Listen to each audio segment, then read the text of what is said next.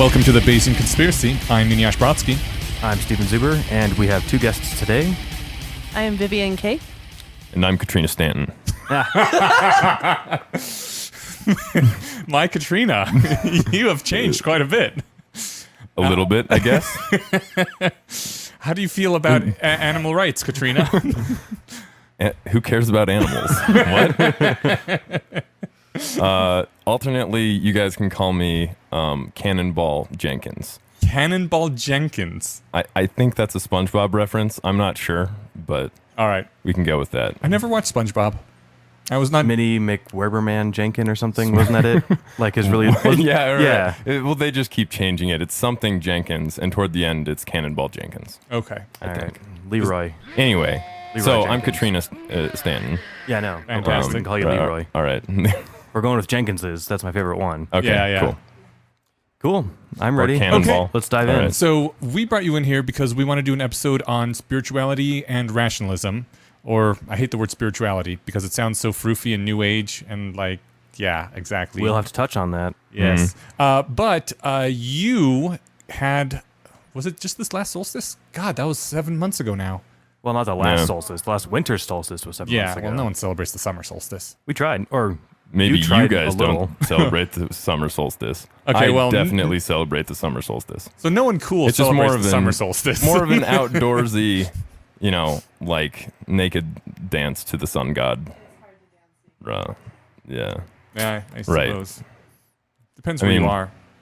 But on our last winter solstice, you were trying to do the solstice ritual thing that some rationalist groups have been trying to do throughout the country. I suggested we do something similar to the Bay Area solstice and kind of follow their sorts of guidelines, I suppose, that they had. I was gonna push very lightly on it. I didn't have like a lot of plans for like singing in groups or like holding hands and passing around dark chocolate, which I think is actually something they do. But yeah, it was more just like I wanted a time when like I could read something, to a group, and then somebody else could read something, and then we could all sit and reflect on the thing we read, and then go back to doing whatever else we were doing before. Maybe dim the lights even, or wear a funny hat, but nothing like too crazy. I think. And I think, yeah. I just wanted to weigh in on that. I'm getting like this sense of revulsion is too strong of a word, but like repellence to that whole thing, and that was what I expressed when we were initially talking about it, like in last October. Well, that's what I got from pretty much everybody when I discussed it, and I was like, okay, well then this is not really the right time or place or group. Well, we went for it. We had like a party, but it wasn't like the same. I mean, so that's what I was going to get at. Is like if you said nothing too crazy, if holding hands and reading books with weird hats on isn't too crazy, I'm wondering where the line is. I mean, you. well, there's like the any sorts of blood rituals or Okay, that's definitely crazy. yeah, Is sacrifices. that common in which are rationalist really circles? No, I don't think so. Okay. But I Is that mean, even there- common in there are religious rituals circles that these you can days? do. Yeah. Not really much of anything, but it's more about the having a group experience was what I was looking for, right? So it's like we all drawn to this whole rationality thing in one way or another. For me, it's mostly because I was reading. I read the sequences and a bunch of Scott Alexander stuff, and I thought they were really important and really interesting. So I wanted to connect with the people that did that. So any form of connection that I thought it could be interesting was one that I was willing to pursue. But I mean, it ended up just being a party, and that was fun. I enjoyed that. I seem to recall there was also a tapestry. Oh yeah, I brought a tapestry to cover up a television because I don't like screens. I But, think that was part of the I mean- ritual. Well, I suppose so. We did a book exchange, which I don't know if that was part of the intended ritual or not, but that's the kind of ritual I can get behind. Yeah, well, that's the Katrina sharing of and I- knowledge. Katrina and the other Katrina, rather. I think like I came up with a bunch of ideas, and she came up with a bunch of ideas, and we ended up doing like one of them, because I think the book exchange was the one that people felt like the least creeped out about, right? And specifically, Katrina's husband, who like it was hosted at Katrina's house. Katrina's husband was like, I don't like the idea of any sort of ritual, anything. And like as soon as that happened, I was like, okay, it's dead. Like I'm not gonna try and push against that because it's in his house. I'm happy to respect that. It wasn't. Yeah, I think that's the main reason you're having me on, because I'm not immediately repulsed by ritual, and that's interesting to you guys, right? Kind of, yeah. Okay. That's 1/3 of the reason. Okay. Yeah. The other one was I laughed at you guys for having Taryn on as kind of a pseudo authority on psychedelics, and We can get into and that I was later. like, hey, if anybody's going to be the drug authority, like, look at the guy who looks kind of like a wizard, maybe first. Like, by the way, I for those of you try listening, not. I look kind of like a wizard. I try not to judge people based on outward appearances. Picture Okay. Jesus, but if Jesus showered and wore t-shirts. If Jesus showered occasionally. Yeah. Yeah, I did shower this morning, so that's. Yeah. So I don't know what was the motivation, was just to like get a sense of belonging with other people. So group bonding's part of it, right? So rituals are great for group bonding. Secondly, it's nice to have a group experience. Just try to create some sort of powerful experience, whether it be through music or dancing or art or whatever, just a group project or anything like that. Having powerful experiences is something I usually try to do, I suppose. I'm curious, Vivian, would you have gone to this ritual thing if you had known about it and been invited? It depends And on if the we had it. parameters. With attending ritual, there has to be a sense of purpose and a sense of commitment to it. Because if you spring ritual on people, they tend to react poorly or react well depending on what's going on. Like, for example, if you're at a concert, that's basically a ritual. And people go there, they're like, I'm here, I'm expecting to participate in this in some way or another, and I'm down for that. If you turn the concert into like a mass or something, and they're like, wait, I didn't sign up for this, guys. Why are we kneeling? Oh God. Okay. Is that why you wouldn't participate in the Welcome to Night Vale thing? Yes, actually. So quick setup for the audience. We went to the Welcome to Night Vale show, All Hail, which was fantastic, and I highly recommend it to everyone. Wrote a blog post about it, but it felt to me kind of like a combination of modern sort of like meta tongue-in-cheek ritual and also like audience participation, really. I love going to the Renaissance Festival for the same reason. They have a lot of audience participation in those things. And I love yelling back and doing things on cue and whatever, and like doing it with everybody else at the same time. It's not as much fun if And you like love there's only ritual. one or two people doing it. That's pretty much that is ritual. Anyash is somebody that loves ritual. I maybe a little bit, but I'm going to get to as to why it also freaks me the fuck out. But no, in Welcome to Night Vale, it was just fun stuff. It was like, we are hailing the glow cloud and shit, and it's a joke, but we all did it together, and I felt a sense of like community and bonding with people. It was really fun. And I was like, you're not doing the thing, to Vivian, because she was sitting next to me, and she was like, yeah, I don't participate in ritual unless I have decided to do that beforehand, or something along those lines, right? Yes, very much so. When you're doing audience participation stuff, it's very important to consider the intent of it. And in this particular case, it was very playful. It was this very like group bonding kind of thing, but it was making me feel like there was intent and purpose behind it that I wasn't 100% committed to. Therefore, I didn't feel like I was able to participate fully in it and comfortably. Two things really quick I wanted to get out. One, Welcome to Night Vale is a weird podcast for those of you who are super out of the loop. Right.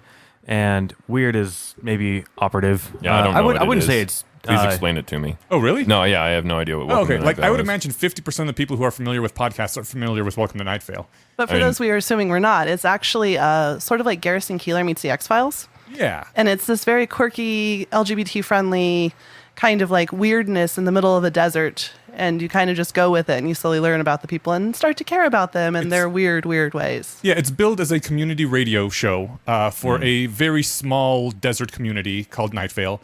But it is really bizarre and kind of like surrealist, absurdist kind of existential horror lots of the times, but also in a laughing at ourselves sort of funny way. Like, we're all going to die. Let's have some fun before we do. Like Twin Peaks meets Rick and Morty. Yes, Kinda, yes. yeah. Yeah. Yeah, I got in. I listened to it for like a year, and it's still going like what, every week. Twice a month. Yeah, I'm many years behind, but Yeah. it was fun. I don't know. I would say that, okay, so Welcome to Night Vale, I only think like maybe 1 out of every 4 episodes is good, but I consider it worth listening to for those 1 out of every 4, because when you do get those, they're really good. And more importantly, it gives you the background context to attend the awesome touring ritual that they do once or twice a year because I really love their live shows. Right on. Yeah, we went to one. Yeah. A few years ago. That might have been, I think I was slightly out of the loop at that point, but I was roughly, that's right on and I fell off. Anyway, I also, unless I'm derailed too far for you to remember your points already, No, I also was curious, we keep using this word ritual to encompass everything from like bloodletting to going to a concert. And I feel like that's way too broad. Is it though? Yes. I'm prepared to say the word is useless if it encompasses everything from animal sacrifice to listening to music in group. Well, the thing is it applies to groups and it applies to how people operate in groups. The point of ritual is to share intent. And so if you're sacrificing an animal, for example, and I hope none of our listeners are, What do you call barbecue? I'm vegetarian. All right. A barbecue is a specific type of animal sacrifice. No, that's actually a very good point. Yeah. But if you're participating in a ritual with an intent, for example, I'm stuck on the barbecue thing now. Thank you. Yeah. If you're performing this ritual to get food and also to share community with members of your family and friends and maybe people you don't like, but you invited anyway, there's a purpose behind it and there's a thought concept behind it that forms the framework of the people's interaction. And so when you say, hey, I'm going to have a barbecue, people know what to expect and know how they're going to participate. Well, other than like the fact that you guys also like I think jumped around a bit with like animal sacrifice there. If I went to a barbecue and they killed the animal in front of me, I'd be kind of turned off, right? Right. That is not the ritual you were signing up for. And does a ritual need to have more than one person? Yes. Well, no. So Sort of. Well, so like that. I mean, I can definitely think of examples in my head really. that archetypally fit one person. Morning rituals. But I can think of things that I do, thing you do, you know, every day with intent that I don't think are rituals. Like I brush my teeth so they don't fall out. I don't do it as some, you know, for the same reason that people go to concerts or whatever, right? So, or sacrifice animals. There's this fantastic article/post, I don't even know what to call things on the internet anymore, over at Melting Asphalt, where someone does go into the aspects of ritual and makes lots of different comparisons, things like meditation, listening to live music in a crowd, that sort of thing, singing in a choir, being all around a fire and telling a story, and says that the thing they all seem to have in common is that you sort of subsume your sense of self and more feel like you're one with the community and with the people that are around you, and events that and the actions too. And Right. that seems to be the purpose of ritual, that humans have this sort of built-in software for being able to cooperate with other humans and do things in groups, and rituals are a way of helping to reinforce that and, you know, say this is the group that I want to do things with, and I will cooperate with them, and together we can make more, you know, awesome things.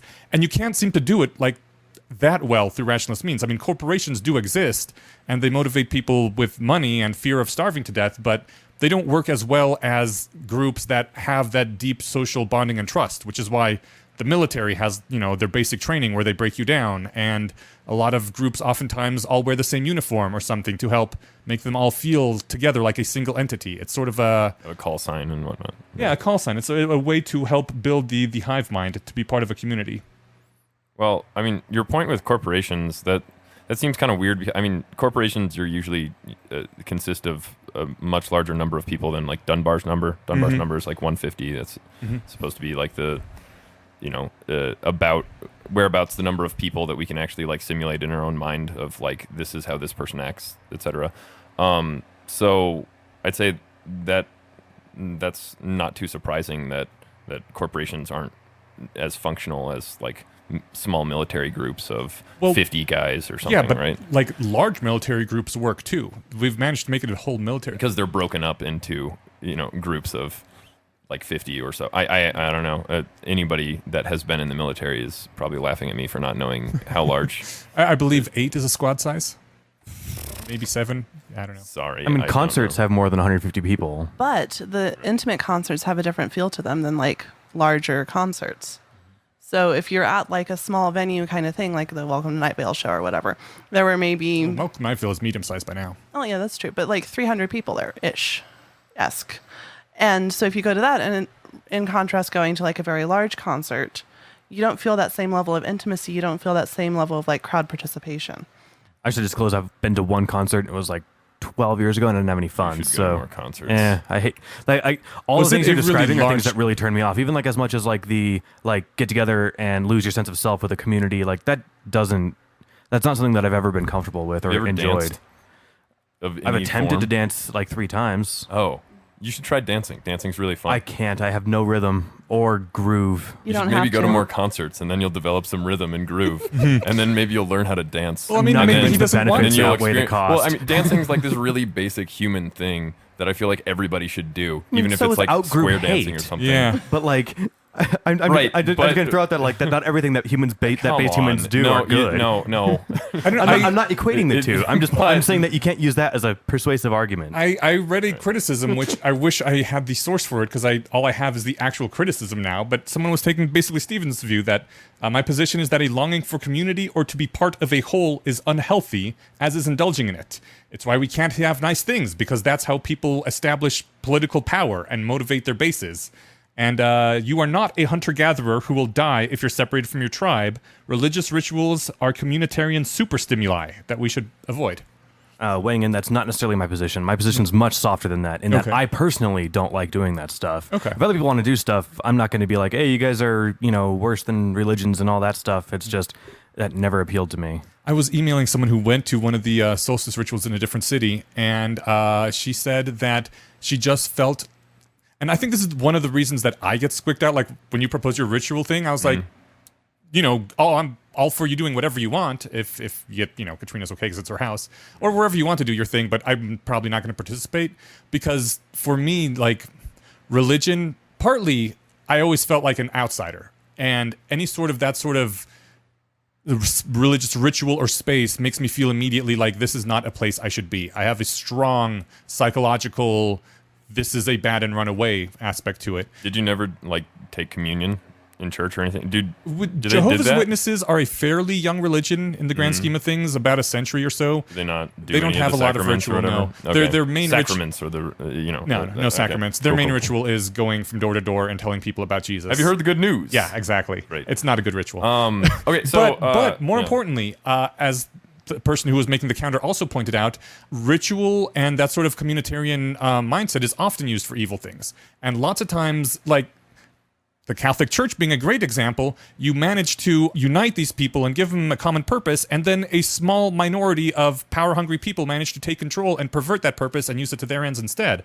And that is my main objection to like ritual things, is I don't trust any of these motherfuckers. And by any of these motherfuckers, I mean any of you either. Like, why am I subsuming myself into this collective whole, and I don't necessarily believe that you have my best interests at heart? To briefly return to the night veil thing, that's my problem with the night veil thing, Okay. See, I was Because- much more comfortable with them. which is weird. Okay. It was really weird because I know you don't like ritual. Yeah. And I'm like, this is actual ritual. I don't know what the intent is behind it. I have not agreed to participate in this. And I don't know how I am going to be affected or choose to affect others through it. Yeah, but you listen to the show too, right? Yes. Don't you get the intense impression that they're just here to like tell a good story and let people have fun? Yes, but I didn't want to become one of those people that just subsumes to the ritual without understanding it. Okay. That accidentally lulls your way into fascism. Pretty much. Not really, actually. I mean, but- not that exact thing, but yes. Yeah. That's sliding down So- that slippery slope. I'd say you guys are being careful to the point of missing out on like important, nice experiences, right? So, Vivian is nodding So, too. to- We're on microphones. You have to actually make a, Oh, right. a I have noise. to nod to agree. yeah, Agreement. I Nod. agree. Or just Yep. also Yes. works. Affirmative. Word. So to go back to the whole communion thing, I was raised in a Christian household, like a lot of atheists, honestly. So like, I mean, we did the whole Ash Wednesday thing, we did the whole Good Friday, Easter, and each one of those religious holidays had their own thing. I remember Christmas Eve service, there was always really great. We'd all shake our keys and sing, "Come on, ring those bells, light the Christmas tree." It's this hilarious song that we only sang at the one church service, and I really enjoyed it, right? So Was it supposed to be a joke with what? the keys? Well, it's your bells. You're but ringing bells. Couldn't you go out and Shing, buy shing, like a shing, shing, $1 shing. bell? You could, but that would be wasteful. That's money you could give to the church. Right. Everyone Or- has keys on Or them. do So. literally Okay. anything else with it and not throw bells in the garbage tomorrow. But bells are so cool. You should keep them around your house. Yeah, sleigh bells. I mean, a few people had sleigh bells and they'd bring them. Cool. Yeah. I like those people. But yeah, just like the basic like communion thing, I think that happened like every other week. So while I was a believer, I really enjoyed that. Right.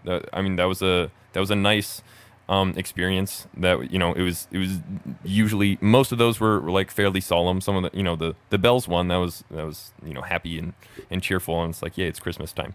And while I'm a kid, where I am into the whole Jesus loves me sort of thing, that was really enjoyable. I liked that. And now that I'm not a believer, I can't really participate in those specific rituals anymore because I don't believe any of that crap. Like, I mean, I don't want ashes on my face and walk around, but I feel kind of robbed, like I'm missing something. Yeah. Because I don't have any form like that. So I don't know. So I go to a lot of concerts, like a lot more when I was working instead of being in school. But I have a very similar feeling to yours. I do feel like I have sort of a religious mindset, even though I'm not a religious person. I just have that mental architecture that it works with. Jesus-sized hole in your heart. Not in my heart. It's somewhere in the brain. In your heart, shaped. Jesus shaped.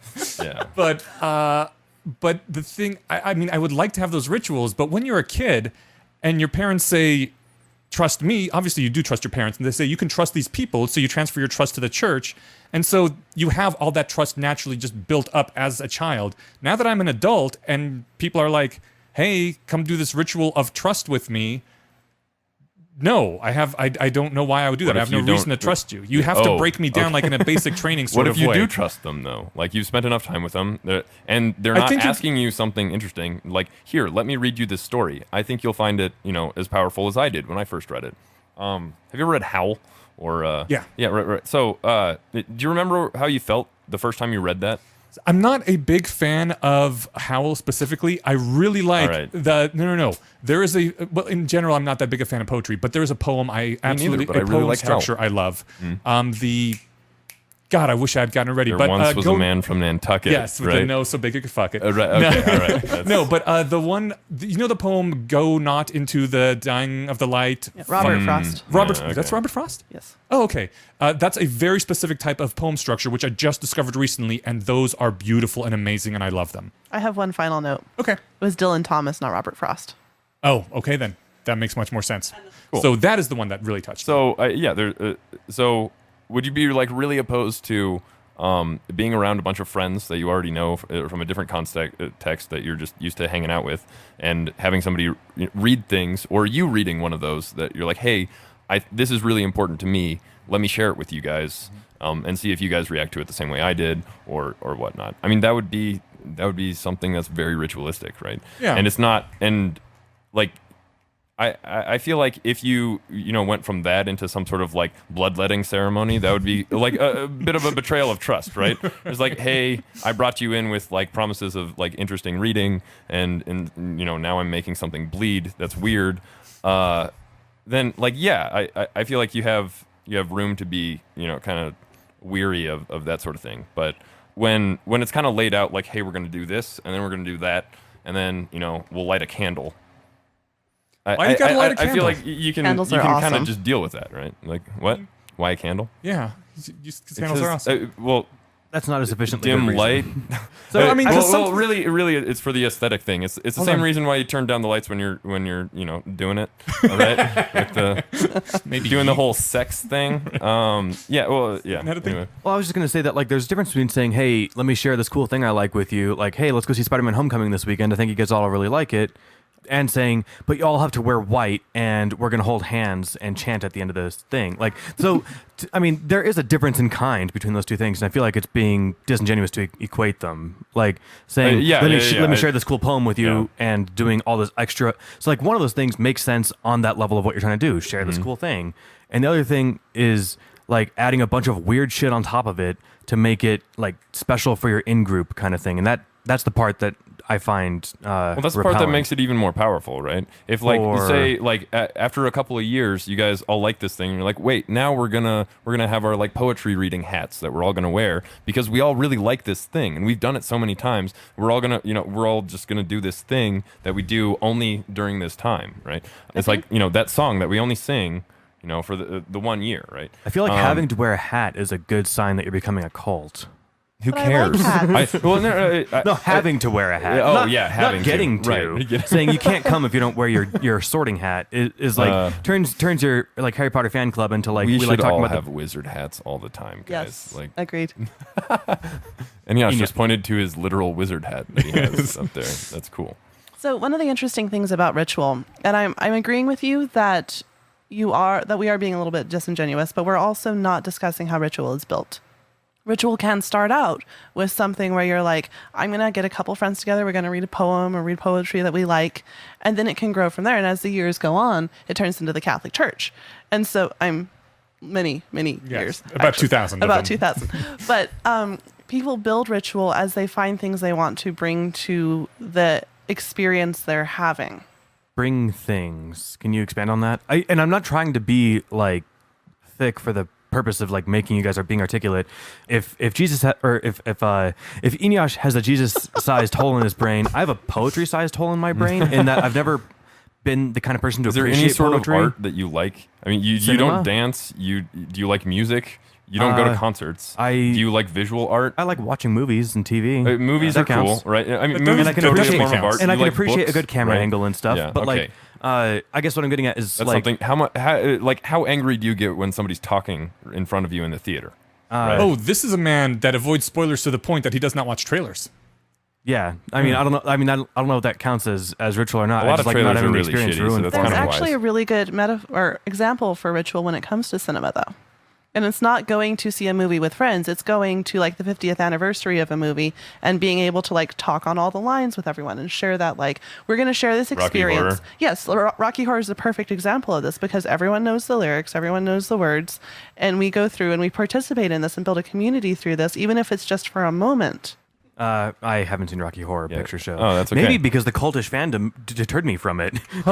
Yeah. So the but whole I say that yeah. somewhat tongue in The cheek. whole cult thing. It's like it's not a very useful term, right? No. So like there's I mean, you but can- what ritual is? What? Sorry. Yeah, blood. I feel like I'm not- coming off more adversarial than In I'm case I meaning wasn't to. clear, I'm not pro blood ritual. I am pro barbecues. I mean, Do you yeah. consider like But- our monthly Less Wrong meetups to be sort of a ritual? Yes. No.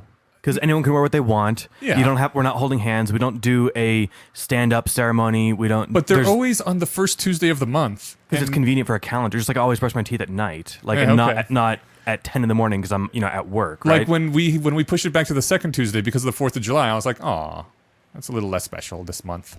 Oh, I didn't feel that way whatsoever. Oh no, okay. I think I'd have felt maybe that'd be less special if 3 people showed up because everyone else was off doing 4th of July stuff. There were Right, fewer right. people this month. Yeah. Well, because like we also often order food and or drinks. We are imbibing the intoxicants as a We are group. taking communion. Can I articulate my thought on that? Is Sure. that we're ordering food and buying drinks because people buy drinks during social things for because it's I call them social lubricants, but someone laughed at me once. That's why you imbibe alcohol when in a group because it makes you more relaxed. And we buy food because it's 7 p.m. and most of us came from work. So like it's not if we all bought the same dish and you couldn't come unless you ordered a White Russian, then it would be really weird, right? Yeah. So that's to me that's where I draw the line at ritual. Like when you have to do this to be part of the club, all you have to do to be part of the Less Wrong community is show up and not be a dick. And I I'm order not going for to say that. everybody else because I have the most refined palate. What would you order? Out of curiosity. No. Oh, you should prawns. have had something. What? Oh no, the adult macaroni and cheese is really great. Yeah, Solid. with the blackened chicken. So I all the vegans and vegetarians feel really. Wouldn't Really? the whole context have a very different feel if we had to come in bathrobes and order White Russians? That would be kind of awesome, though. That would be like, sort of like awesome. on one level, that would be kind of Maybe awesome, right? but wouldn't it be very different than what we do? Yeah, it would be so different. that's what I'm getting at. right. Yeah, so I'm okay with not calling that a ritual. I don't mind. I see your point as far as. I actually am disagreeing. I think it is a ritual, but I think that you are possibly confabulating. Okay, I'm going to get really weird here. Right with ritual. I'm open to Rites to hear. are the very formalized. We will do this thing. We will wear the silly hat. We will say the sayings, kind of thing. Ritual is something that we do to build things. And as I'm a witch, so as a witch, I use ritual like intentionally to create things in my life. Can we get into that in more depth? I do not want to talk about it. That's kind of an interesting thing to drop into a conversation, and I don't know what that means. Yeah, if it means what I think it means, you just casually dropped that I can fly, and I'm one phone call away from winning James Randy's $1 million. And I sleep with Satan, which can confirm. So, okay, there's a little bit of backstory here. So, I'm a psychology major, and I love hacking the brain. I think it's really interesting to be like, well, if I do this thing, how do I feel about that, and how do I perceive the world through this different lens? Magic is basically that to me. I use ritual to look at the world in a different way. Can you discuss your methods briefly? Or are they, Briefly, or is there some ceremony involved not. where we can't talk about it? No, we all need a hat. And bathrobes. And bathrobes. And you need to give me $2,000. Yeah. So that's the kind of stuff I expect from ceremony, right? Or from ritual. I'd like to make it clear that even though I said I look like a wizard, I'm not a wizard here. So, Vivian, please continue. Okay, so it ties into intentionality and putting yourself in the mind place of being able to think and look at the world in a different way. So when I do ritual, for example, I use dim lighting, I use candles, I use incense, because it transforms the world that I am used to into a world that I have created as a ritual space. So like a darker, smellier room. Yes. Okay, that's fine. Just make sure I'm on the right page. Your olfactory senses are really closely linked to like emotional memory also. Yeah. So like if you're trying to create a specific feeling at a specific time, and then like you're only going to do that at a certain time of year or certain, whenever you're doing a certain thing, like burning incense or a certain type of wood or whatever is actually a really good way of doing that. Sure. And it trains your brain to be like, okay, brain, when I want to do this thing, I smell this thing, and that is the place where I want to be in my head to be able to generate what I want out of this scenario. And I'm not saying that I'm going to like suddenly apparate millions of dollars or some random shit like that. That's not how it works. What magic is for, and I'm sure there are many people on the internet who will disagree with me, what magic is for is transforming how you see the world and how you participate in it. So magic is DMT or LSD? That's a question for Well, someone no, else. but that fits to what you're talking about. Yeah, Yes, I have and heard it a lot of is. people say that It sort is. of Okay, thing. so it's Yeah. different than like, I'm going to make this happen by chanting the right words in front of this circle Oh, that I dear drew. me, no. Okay, so you painted, I think the word witchcraft yeah, it carries comes quite a loaded. bit of weight. Really, So really like, because by your definition, Jenkins is legit a wizard, right? Kinda, yeah.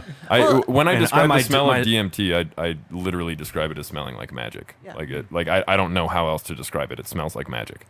Sure. And there's Yeah, a little bit more to it. I'm oversimplifying it. I don't use the word magic the way she does at all. I have no idea what she's talking about, to be totally honest. So you don't I'm use the still word, very confused. you don't use the word magic in the Harry Potterian sense of you make things happen by doing things.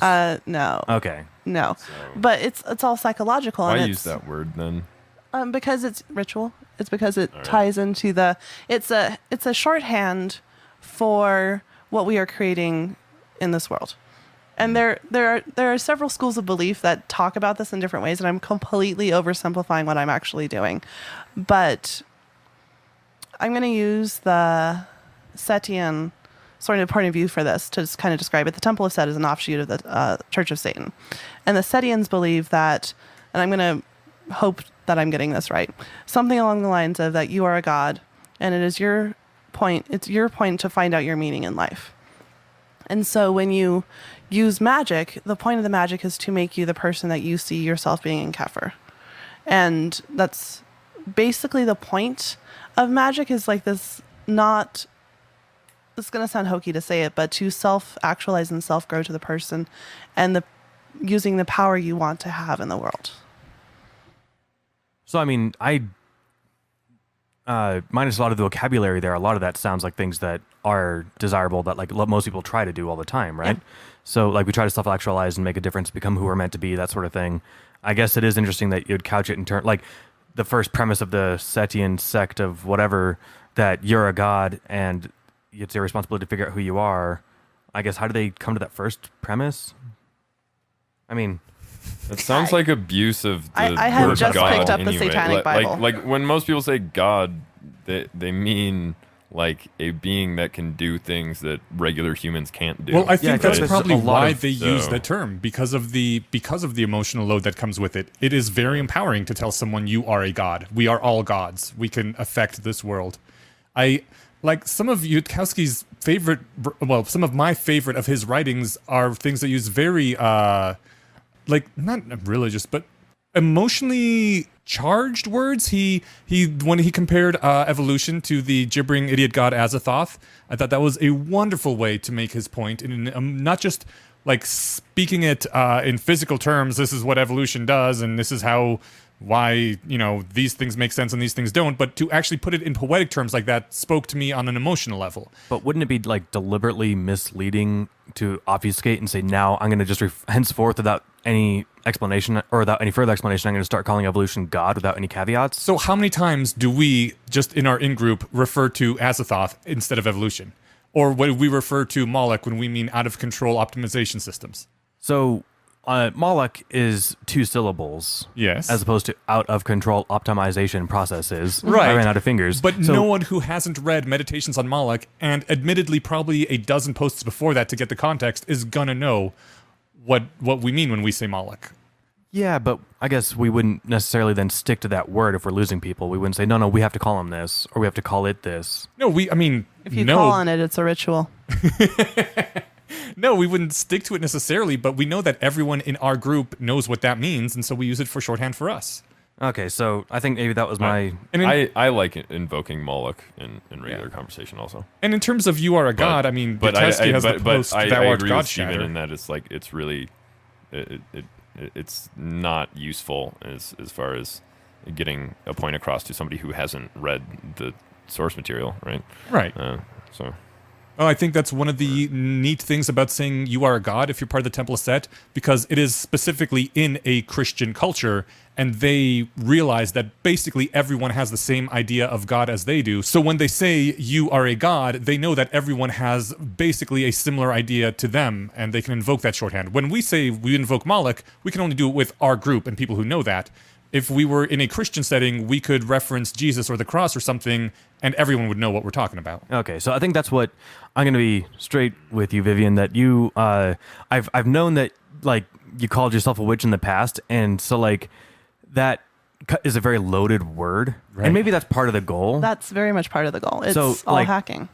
It's on what? It's all hacking. Well, but like it paints the picture of an insane person, and so, but only Kind of a because little bit. this wasn't the first interaction I had with you. I knew that it must have been something else. But if that was all I knew about you, I'd be like, oh, she's insane, because insane people are witches and wizards, right? So in the broadest use of the word, so that's why I feel like the language that you're using is kind of important in that you're missing a lot of people by. It also depends on your culture. Well, and the thing is there's a phrase called antinomianism, which I find to be particularly interesting, and it's you do the thing that will contradict the culture in order to prove it to itself, basically. And I'm oversimplifying and kind of adding my own spin to it. But when I call myself a witch, I'm doing it because I think it's funny, because it categorizes some of the stuff that I actually do, and also because it pisses off Christians. Okay, so those are things I can understand. So like, you're not the kind of person that people thought they were burning at the stake 400 years ago. I actually probably would be, Well, but they thought they were burning people who were casting spells and doing witchcraft. which I do. But you don't do it in the way. See, that's where I'm getting at with like the language problem is that you're not waving a wand and casting spells and turning people into cats. And so that's unless you are. I would really like to. That would be fun. Okay, but like, so that's what wanting to and actually doing that's it what, are that's what totally witch different. burners thought that witches were doing when they set them on fire. So Sort of. If you look at, I study know- this particular point of history. And I have so- to. I know that I'm oversimplifying it. So like, I'm probably less than you. I know that like for the most part, it was never that clear cut. But like the picture that we have in our heads of like that person down the street's a witch because they're casting spells and making the rain not come or making it come too much. That's a picture. That's people's picture, right? But that's a really interesting way to look at it, though, because I call myself a witch to defy those who call people witches. Yeah, and I guess I can So- dig that, but like by every sense of the way that you're using the word witch, Jenkins is a witch too. Yes. And That's okay. Well, unless he doesn't want to get burnt at the stake. Yeah. But the thing is you're using, there's this thing called labeling theory in sociology. I'm also a sociology major, where the label is either applied or inherent. And witchcraft for a very long time has been an applied label, and it's been an applied deviant label. And so when you say, like, if you were to call Jenkins a witch, you would be applying that label, and you'd be applying all the concepts that you had in your head about a witch in that label. Right. And when I say I am a witch, I am taking that label and saying, I defy you in these things you assume about me. Yeah. And I guess I totally understand where you're coming from and what you mean by that. Plus, it's funny. Yeah, I think maybe that's where, like, I mean, I see how it's funny, but, like, it's, when I'm pointing out, this is tangentially related, like the atheist movement realized that atheists had a lot of baggage. They tried to go with brights for like 3 years, and it never really took off. Yeah, that was awful. So I can see how, and by it was a very small subset that actually wanted to go with brights. Yeah, but it was some of the big names. And it was people, a few, the people who go to conferences, the people that people go to conferences to see. So some of the people. Yeah, not obviously all of them. Right. But I mean, there's not much to, I think, beat here except for, like, I don't know if. Yeah, I mean, I'm not sure where we disagree, other than we're not disagreeing. Yeah, so I guess I'm not sure what we're talking about. Well, the thing I'm hearing more. Yeah. The thing that we're kind of talking about is the application of the label and why I use it. And I use it to A, piss people off, B, to describe what I do, and C, to confuse people, because it's funny. Yeah, I certainly get points 1 and 3. I think 2, you only describe to people what you're doing, to people who know what you mean when you misuse the word. Yes. Or when you so, like, then that's fine, but that's just what, like, that's Dreamer, like, it seems like this really needlessly complicated language game unless everyone's on board with the whole set. They have to buy the whole deck if they understand everything, right? Some people just got to be contrarians. And I'm not hating on it. Yeah. I'm just saying that... in fairness, I do kind of hate on it a little bit. I'm like, why you got to make things complicated and difficult? But the reason I also use it is for that second reason. So people that are also witches or consider themselves as such know that I have a commonality with them. So you have commonality with the type of witch that you are, not somebody who believes that if they really wanted to, they could cast Avada Kedavra. Unless you do. I have a commonality with them in that we use the same tools, but I use them intentionally. Right. They use them like as placebos without knowing? Okay. Exactly. I mean... And I'm not like saying, I'm so much better than all those witches out there that believe they can turn people into cats, because that's absolute bullshit. I think I'm so much better than all those witches out there that believe that they can turn themselves into cats. That's because you're a wizard, sir. I'm prepared to say that as well, in that, like, I feel like I have a better grasp of my sanity and reality. I'm not where, sure. like, if I felt like I could wave a stick and make stuff happen, like, then I would be doing that, right? I wouldn't just say I could and just never do it. I mean, my go-to weapon has always been James Randi's $1 million, the JREF $1 million paranormal challenge. So, like, if you could do anything magic and you can demonstrate it or if you could do anything paranormal, supernatural, occult, and demonstrate it under controlled test conditions, you get $1 million. So somebody who is like, oh yeah, I could do that, I just don't really need $1 million, right? So, like, those are the people that they're okay with, like, this huge inconsistency in their head that I'm prepared to say that, like, I am not okay with those. I feel like that's a better place to be. Well, I think you're confabulating the people who say they're witches and the people who believe they're witches. Which I know definitely am. Which, because why would you say you are? I'm making a probably incorrect distinction here, so forgive me. But people who honest to goodness believe they are witches in the context of American Christian society are usually not people who are actual witches. This is going to sound very like, what's that movie? The never mind. But people who say, I am a witch, it's usually like a practice and a way of living your life and way of looking at the world. Rather than, like, people are like, I'm a witch and I can turn people into cats for $1 million. Those people tend to be delusional. That's sort of like the picture that's painted when they use that language, right? And so I get going against that and cutting against the grain. I feel like while I often don't have the energy to do that or the inclination, I feel like it's an important thing to do, if only to make people keep things in check for why they're doing the things they're doing. And it's also a religious sort of practice as well. I tend to dislike the word religion to a large extent because I grew up Catholic and my family is incredibly capital C, capital A, capital everything Catholic. And when you look at paganism and witchcraft as a religious form of looking at a life, it becomes a very different thing. It becomes more than just, I'm going to turn people into cats. And I was using that as a shorthand. Yes, but I'm also using it as a shorthand. Gotcha. All right, so I think we're on the same page. This Yes. is great. I'm really enjoying this. I feel like this is. It's certainly cleared up where I knew you couldn't have been coming from because I've spoken with you. But yeah, that was. Well, so now that we've had a big kumbaya moment, what can we use spirituality or ritual for in more rationalist circles? Powerful experiences. Yes. Yeah, I don't know if we're ready to move to that. Did you have anything you wanted to add to because we were talking about I don't feel like I was a part of that conversation. I didn't really. You want literally to be. opened a book. Yeah. No, that's fine. true. I don't know. It was a bit. I'm not calling myself a wizard except in jest sometimes when I dress up like one or something.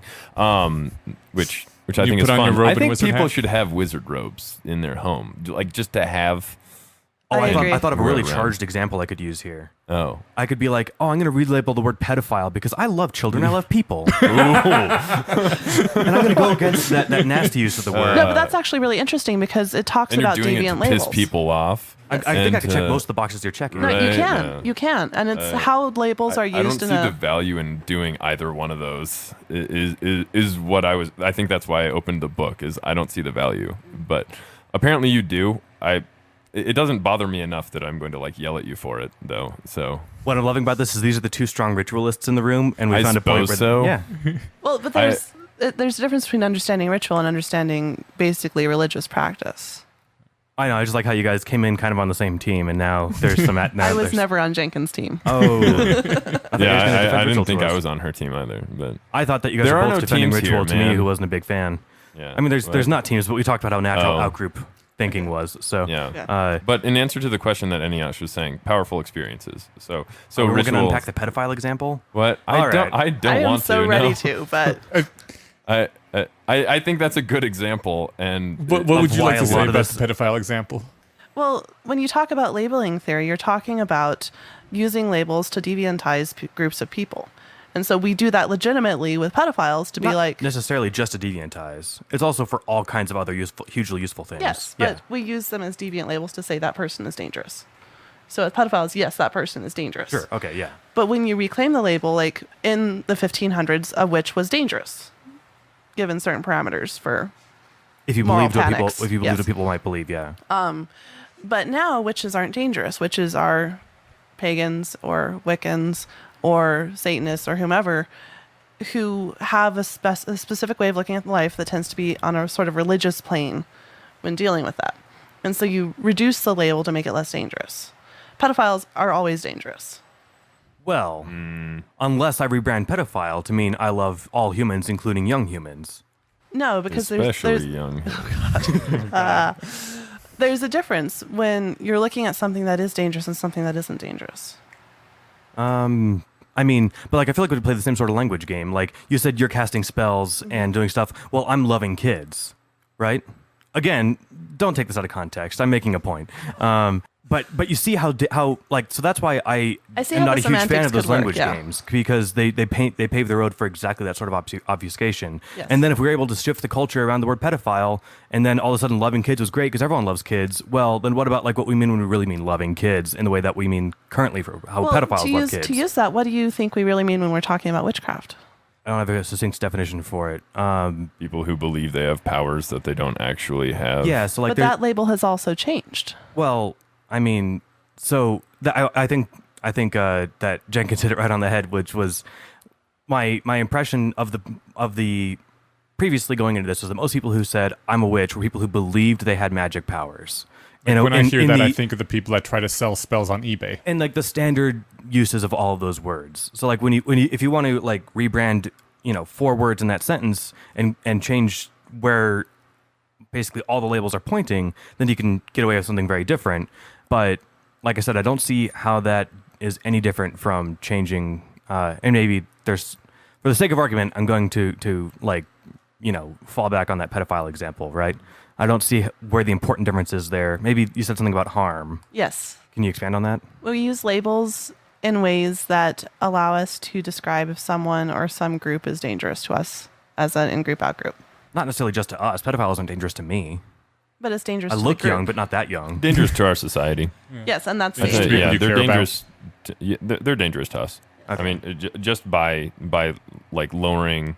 So like if I go hang out at a park looking kind of like a wizard, and I'm like staring at kids a little too long or something like that, that affects me in that sort of way. Just the fact that they exist and our culture is terrified of them. Sure. Just kind of assumes that, then that damages me. Like I like kids. I feel pretty comfortable around kids, but like if one comes up and like gives me a big hug, like I'm gonna run away. Right?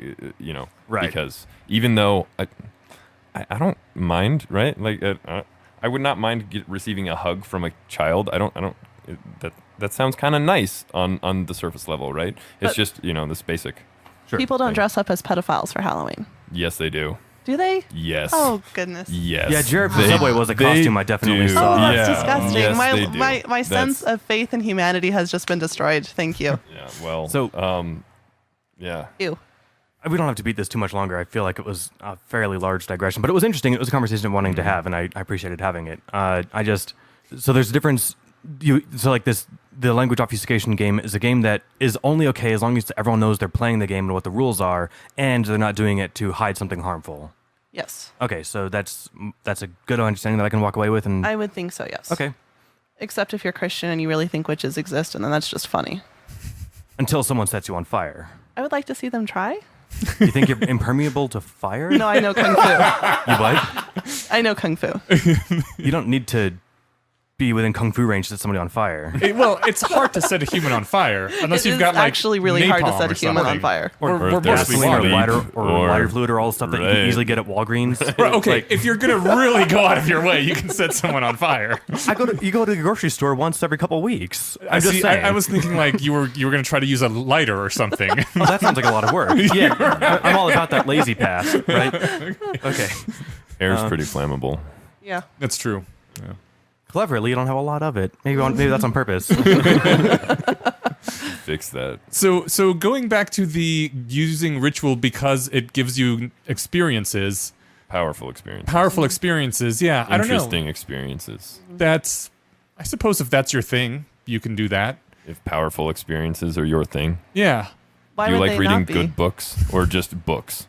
Okay, I mean specifically the powerful experiences you get from rituals. For a lot of people, it would not be because you get the weird squicky, they're trying to channel me and use me for their purposes feeling. Yeah, being hit in the face is a powerful experience, but it's not one that you want to have, right? Or many of us. Well, I mean, being recruited into the military is a very powerful experience, but I wouldn't want to experience that. Oh yeah, and so is like skydiving, and I don't want to do that either. But like, I guess I'm trying to think of like just because it's a powerful experience doesn't mean that it's good or desirable. Right. I like to just set my boundaries because I really don't. Right. So you can accept that many powerful experiences are desirable, right? Sure. Yeah. Like orgasms. Orgasms would be powerful experiences that most people want to have, right? So do you think most of the people in the rational sphere that do try to do these sorts of rituals, it's for the powerful experience aspect?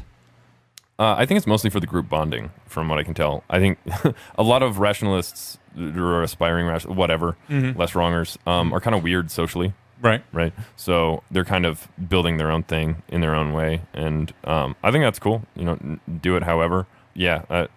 I don't know. But I think that's the main reason for most people. But it's also like... I think for me, it's always going to feel like wearing your parents' clothes until we get something that is comfortable and doesn't feel like the churches that we grew up in. That's why you have to build it. Yeah, right, well, yeah. I mean, that's why you I make liked, it your own. That's right? why I liked Welcome to Night Vale so much. This is something It's got several years of just fun, weird stories, and then they come along and do just tongue-in-cheek sort of things. So, I mean, I could totally see like maybe on a university group, people start doing reenactments of various shows, and that building somewhere in the future. Right. But it ties back to the reading poetry example, and then you getting silly hats to read poetry in. You build, and it's kind of a weird comparison, but you build ritual and you build it through what you do as a community. So you got to start small.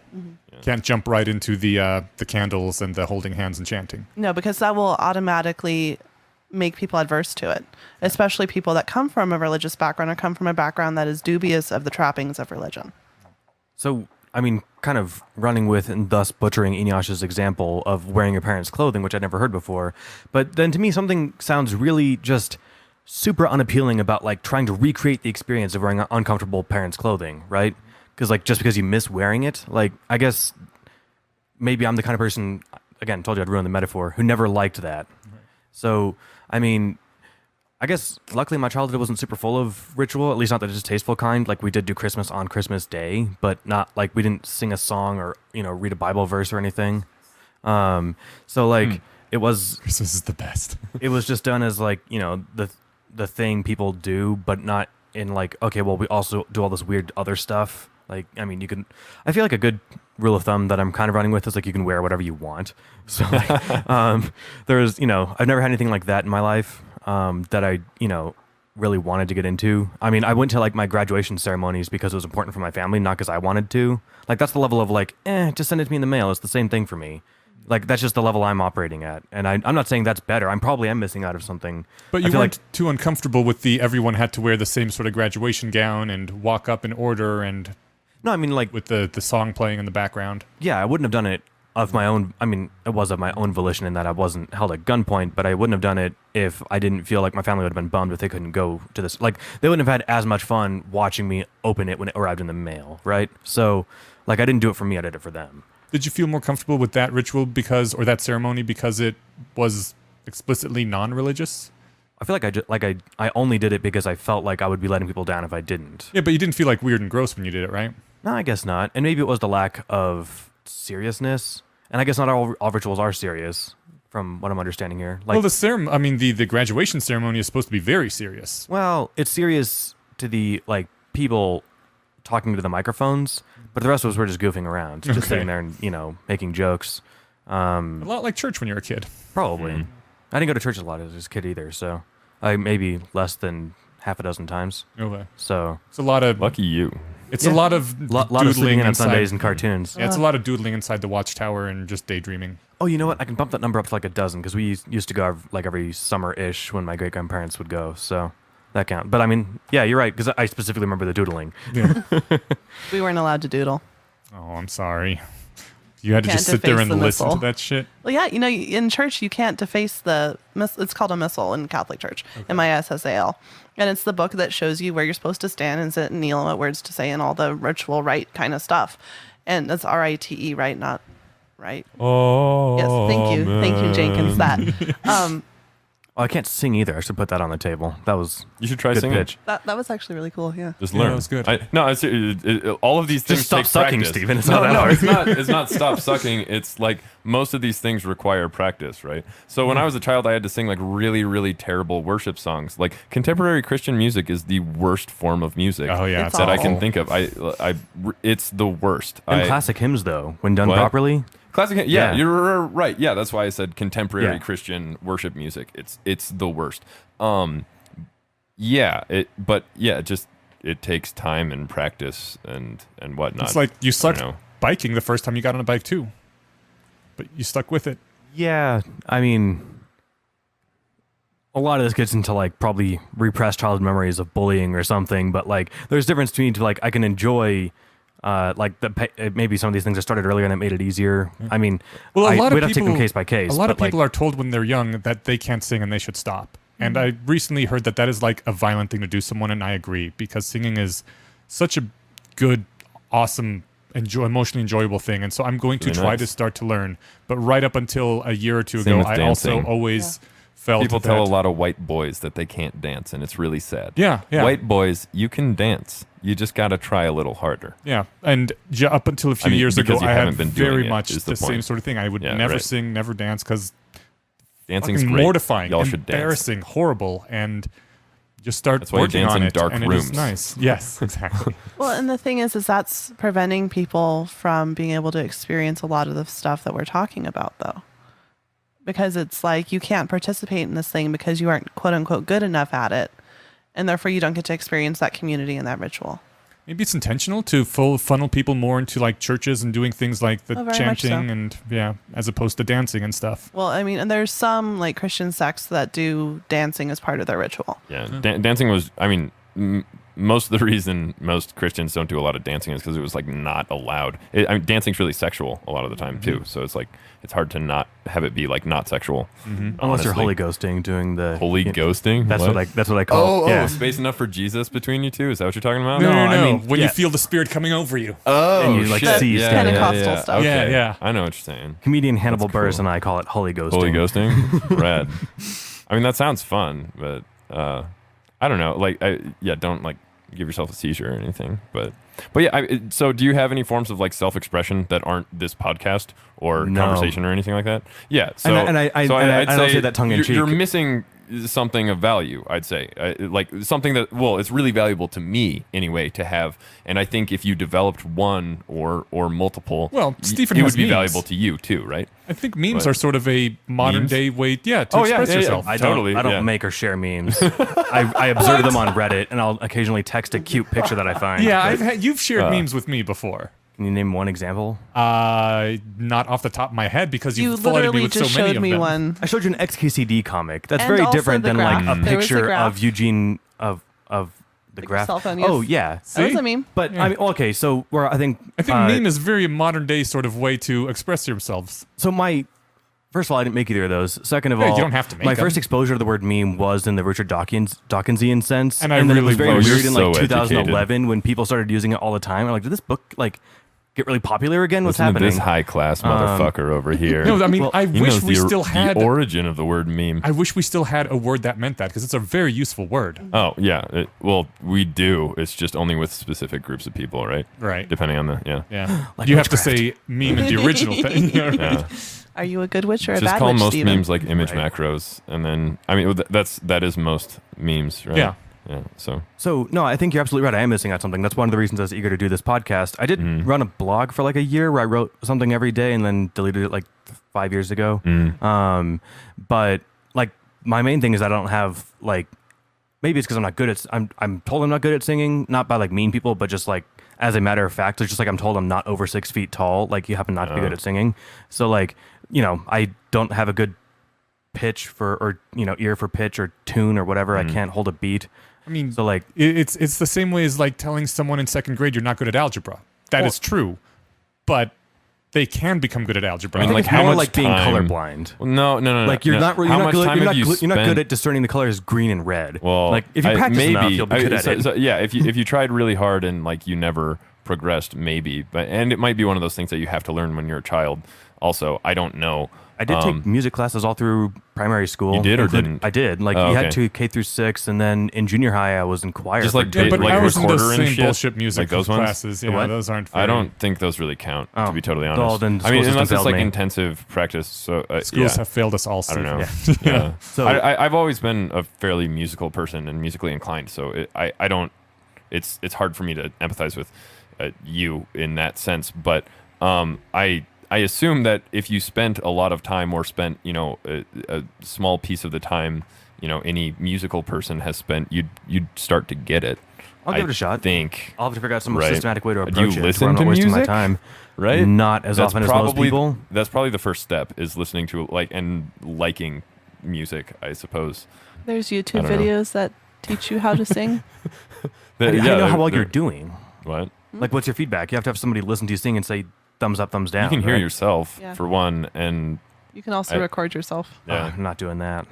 So, I mean, baby steps. I'll find some way currently doing to that. edge into this. But like, But I think so Steven does have ways to express himself. You were really big into the game that hurts you until you like it. Soul Calibur? No, not Soul Calibur. Dark Souls. Dark Souls. Yes. yes. Like, so I play video games. So the honest trailer pitch for the Dark Souls series was the game that fucks you till you love it.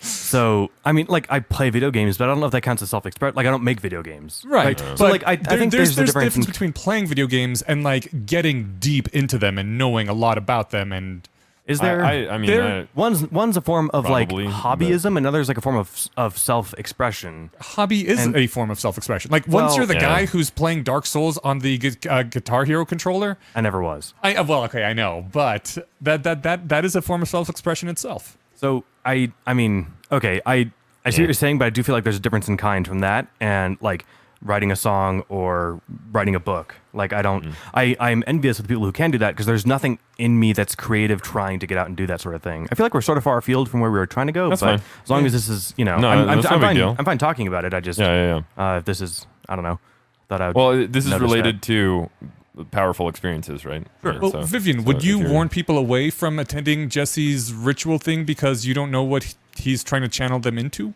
As long as he didn't spring it on me, no. Okay. Don't spring so- ritual on me. Oh, I'd like all of us to join hands in prayer now. So not going to do that. No, I mean, that's the thing, because like powerful experiences are powerful, and that is one of the reasons that I try to avoid them, because I'm not necessarily sure I want to get wrapped up in that sort of thing if I don't completely know that this is a trusting It's thing. kind of one and of those also things like where the it's- welcome, and you're giving me Vivian's giving me the look right now because the Welcome to Night Vale thing, but the Welcome to Night Vale thing was also safe. It is like a crush on your high school teacher, because you know you're never going to fuck your high school teacher unless Maybe you're never gonna fuck your high school teacher. okay, unless you are in one of those Florida schools with that you hear on the Florida bottom of the man. news. Yeah, but no, it's the same thing. The Welcome to Night Vale people, they're going on to Santa Fe after Denver. They're not going to have us riding in the streets or whatever, or giving them 10% of our income. I was about to spoil the crap out of that, but they kind of did. Well, okay, just a tiny bit, but it was only just like a little bit, and it was for the greater good. That's what they would The tell you. Not, greater good. I feel like it's Is okay that to what you spoil meant? it. Yeah, the greater good. There was just a little bit at the end, sort of a slight nudge towards, and maybe resist the current administration sort of feel. Stay strong, That's stay literally together. every artist right now. Yes. Yeah. Right. I mean, is Yeah. that dangerous ritual, No, or but is it they- only dangerous because it came after a ritual? Spoilers. Okay, I mean, We'll put a spoiler tag before this. Okay, spoiler tag before this. Okay. So And what they- anyone who does not want the spoilers, skip ahead by 2 minutes. There's only like 2 weeks left in the tour anyway. La la la la. this won't be out for 2 weeks. So, Oh yeah, that's true. Yeah. So the thing is they're like, go forth and say this particular phrase to everyone that you meet as a way of acknowledging them as another human being. All hail. Exactly. But that is in itself ritual. What do you think amen is? Yeah. So I'm that seems okay super saying weird, all hail. especially- It's like, hey, we also listen to Night Vale. All hail. So it's not going forth and acknowledging another human for being another human. It's going forth and acknowledging another Night Vale fan for being Yes. another Night Vale fan. But it's like when metalheads throw up the horns at each other. It's just like we both like heavy metal. It doesn't mean. It actually means Anything hail else? Satan, but Oh, well, fine. It actually means hail Satan, but nowadays it means we like. It heavy really metal. just means metal. Yeah. I do this for hail Satan. Well, you are also a witch. Right. We have appropriated your symbol, and now it means I like metal. It can be both. It can be both, yeah. I'm not begrudging you the use of it. I'm just stating for accuracy that it also intentionally means hail Satan. So if you don't want to hail Satan, maybe don't do it. Okay, hailing Satan. I'm not a big fan of of those things where this actually means this, right? It's like, no, it means what I thought it meant. Right. It means that 100% of the time. Language Unless is I'm just determ- using a word wrong. Language But- is determined by usage. Kind of, yeah. So So if everyone uses it for I like metal, it means I like metal. yeah. But that's sort of just one of my little nitpicky things. I could be wrong. I think that's the common accepted thing that God, I forgot the word, but the saying is language is determined by usage, not the other way around. Well, Or certainly, usage determines language. yeah. I mean, certainly it'd be weird, if you could change the definition of something and then change the thing, right? So that's why, I feel like the arrows point the other way. Right. So anyway, So we're done spoilering, I think. Oh, we're done spoilering? I think so. Okay. okay. And I don't think that was I really don't feel like I got spoiled. yeah. Okay. I don't cool. think it was really that dangerous of a thing. It's not dangerous, but there's an intent behind it. One of the things that I think I'm not conveying very well is that it doesn't have to be dangerous for it to have an intent, but unless I want to fully participate in that intent, I don't participate in it. I heard anecdotally, or let me rephrase this. I have a memory of reading in Surely You're Joking, Mr. Feynman, that when he received his Nobel Prize, he either wanted to or actually went up the stairs backwards to take his prize because he didn't like the ceremony of the whole thing. And I feel like that's sort of where I'm coming from, or where my feeling is on ceremony in general.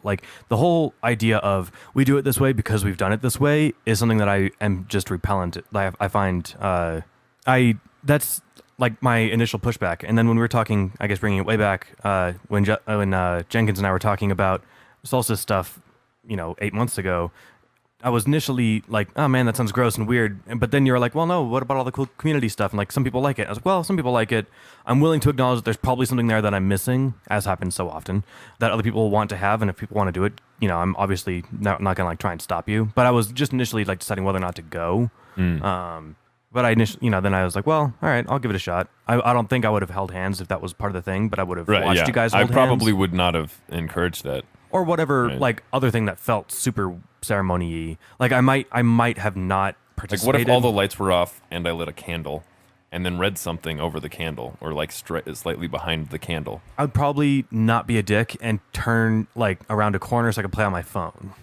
Like, so, like, okay, I wouldn't want to light up the room with my phone and be, like, that level of destroy the ritual, because I'm now of mind that that's probably not worth doing. But so one thing I usually used to point out that, like, most people have a sense of, the sacred or ritual or whatever is just basically like, if you're at the movies and the guy is talking in front of you, you kind of want to punch his head. Right? Well, I want to punch his head. Other people want him to stop talking, right? And you want to punch his head to make him stop talking. Right. Yeah. Sorry, violence. Violence is always the answer, guys. Remember that. Violence is always the means. It's never failed yet. So I share that impulse, but not because he's ruining the ceremony of the movie, but because he's ruining immersion the broken, movie. Man. And like, so that to me is not so much the ceremony as it is like just the experience, right? And you might equate the two, but I feel like they're importantly different. In what way? In the way that I can't think of a better way to articulate it than say you can wear whatever you want to the movies. Okay. But if for like, I went and saw the Avengers when it came out, a lot of us were wearing some sort of costume, but I didn't like sneer at the people or tell them they couldn't come at the people who weren't wearing costumes, right? Maybe it's in large part because going to the movies has never really done a lot of harm, whereas we've all seen a lot of harm coming from religious fanaticism. And personally, probably all of us, I don't know about Stephen because you were raised in a non-religious environment, but have been, at least three of us, I'm assuming, have been harmed by religion in our past, and which is one of the reasons I have a very strong aversion to those sorts of things. Like, I would not have been comfortable with that sort of thing if you turn off the lights and light a candle and read a thing. It, to me, would have started feeling weird at that point, because I'm like, this brings up too many associations with religion and how that was abused to hurt people and control people. What if it wasn't things that were like reminiscent, but it was just other random things? Like, all right, everyone stand on one foot and well, it depends. If it's Cecil Baldwin up on stage saying, "Everybody raise your hand and say I swear fealty to the glow cloud," I'm totally fine with that because that's fun. Yeah, but like, what if we tried to do that around like our like local community of rationalists, right, or whatever you want to call it? Like, then that sounds weird. Like to say, all right, everyone swear fealty to whatever. I guess like that level of that would be weird. That's where I see this going, right? So I mean, part of it, like the harmlessness, is I think I'm pretty sure I'm missing something integral here. I would first have to feel that it is harmless, which is why I was okay with the Night Vale stuff and why I'm probably less okay with other things. So why would it be harmful in a rationalist context? It wouldn't necessarily be harmful. I just wouldn't Everybody else already thinks we're a cult. No, well, I mean, some people say that, and I think it is a gross misuse of the word cult. But I don't Sounds think like something someone in a cult would say. Sorry. No, I just would. The fact that someone would ask me to be in that sort of a ritual would that itself would make me raise my suspicions, because anyone who I trusted would not ask that of me, I guess. So instead we can say, "Hey, we're going to do a thing." Then that's fine. You can do your thing, and I'm invited. Hey, that's would great. you like to participate in this thing, rather than using the word thing instead of ritual? Yeah, no, I'd be like that. No, I would not like to participate in that. There's too many candles and other religious trappings. The other trappings. Yeah. What if we used LEDs? Right. Those don't have any religious. Right. No, I mean, depending on what it looks like. Civilization. Right. Okay. Again, I was not attached to it enough to even. And like, I know as soon as there was like a little bit of pushback, I was like, no, never mind. This is not the time or place or whatever. And I know that's not what you were trying to do. I just that is my own psychological gut instinct. Word. I feel like I don't like adding things on top of things that don't bring any tangible might be the wrong word, any clear value to it. So like if we want to get together and hang out for a solstice party, that's down. But like if someone's like, all right, and now I'm going to recite the 12 virtues of rationality, like, all gather around, I that even like without the use of LEDs or candles or hats, like it still feels like now we're doing like a thing that doesn't, like, I don't know, seems janky and like just shoving this into it to try and make it a thing. I don't know. I'm not. It's hard to do right. Well. Like the Hugo Awards that I've gone to a number of times now are definitely a ritual, but they're just to, celebrate authors that we like and have a fun time as a nerdy sci-fi reading community. And so I don't have a problem with that particular ritual. And it also feels, I guess it also doesn't have any of the feelings of religion. It has the feelings of a secular ceremony like the Oscars or something else where you dress up in suits and there's a stage and an MC and all that, which is very different from a more religious sort of thing. So that's what I was going to say is that, like, I'm not sure, I've never been to the Hugos, but I pictured something like the Oscars where they're calling names and handing out awards. Yep. Like, they're doing it that way, not because it's like the way we've always done it and this is our rituals and our ceremonies. They're doing it that way because, well, we can't just like have the crowd rush the stage and we'll hand out rewards at random, right? Like, then it's like they're doing it because there's a real point behind it. But they've started to build rituals into it. Yeah. I mean, I haven't been to the Hugos. What do they do? Well, I mean, it's more like the Oscars sort of ritual thing. But originally, for the first 20 years or something, it was just like, here's the list of winners, and come get your statue whenever you want in this room. There was no like pomp and circumstance behind it at all. Wasn't there also something with like a tiara this year? Yes, which was kind of a joke. Which they've been doing for several years now. They have now. It's which like a running incorporates it into gag. the ritual. Yeah. Maybe all rituals start as running gags. That would actually not surprise me. And then, like the kids that come up are like, and we have the tiara, which goes from person to person, and the parents are dead, so they can't tell the kids, guys, that was a joke. Maybe that's the point that I stopped liking it. Okay. Because then people are just doing things unthinkingly, and they don't know where these things came from or why they're doing them, or they think they know where they came from, but no one wrote down that it was actually a joke. Mm. They wrote down some joke, and so the people take that seriously later. But do you have to take ritual seriously? I guess I still don't have a good idea of what ritual is. I prefer the rituals that you lot. don't have to take seriously. Mm-hmm. That's why I like participation and theater and that sort of thing. Or yeah. That would be like a concert. You don't have to take seriously. That's but why like if you're at a metal show during the breakdown, you mosh. And right? maybe that's why I don't like the word ritual to encompass this entire variety of things, because I mean, the other obvious examples are like using the word sports to describe everything from contact football to chess, or like using the word drugs to describe DMT and aspirin. So it's like, yes, they all have some things in common, like in chess and in football, all the contestants are breathing, but like beyond that, like that's about it. Well, they are competing against each other in a display of skill. Sure. But I mean, and I was using breathing as kind of being a joke. There's obviously the other things. That's what separates things like chess from sleeping. You're also breathing doing that. But you're not going to convey, like if you'd never heard of chess, I'm like, oh, it's this cool sport. Like, that's true. If your only usage of the word drugs was like the stuff you can get at Walgreens, and like, oh, you should have some LSD. Oh, what is it? Oh, it's a drug. Oh, you mean like Tylenol? So you see, so like when you say ritual, solemn rituals. Okay, so it's like, do you always have a problem with a ritual that you have to take seriously, or is meant to make you feel some sort of sense of awe or sadness or wonder or just joy, or just to make you do something, right? Really, just doing anything, like not literally anything, but because, like I said, I mean, the elevator doors open, the people on get off, and then the people that want on get on, right? Like that's not a ceremony or a ritual. It's just like that makes sense because everyone's trying to do their thing. So, do you have a movie that really fills you with deep like sorrow, moves you emotionally? I could think of one, but I'm trying to think of Jesse's example of like rituals.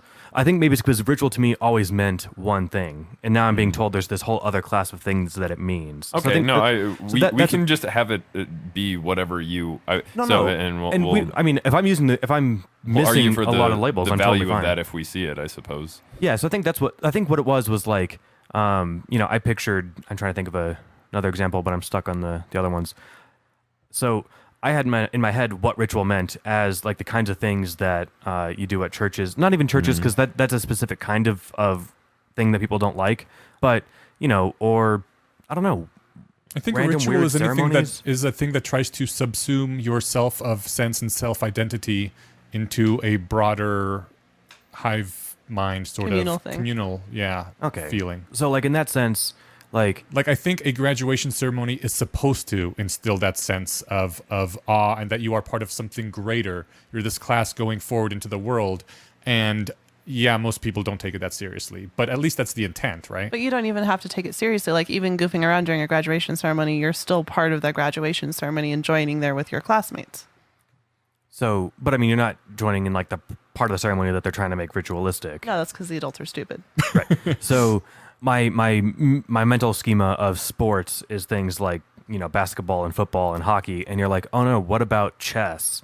And, I'm trying to think of something even less exciting to watch than chess. let's just go with the solemn rituals. Competitive so grass like growing. Communion, but not so like. Do you see that communion has value for Christians who participate in it, right? For sure. Okay, right. Yeah, and I totally get why So they're affirming to the community that they believe what they believe.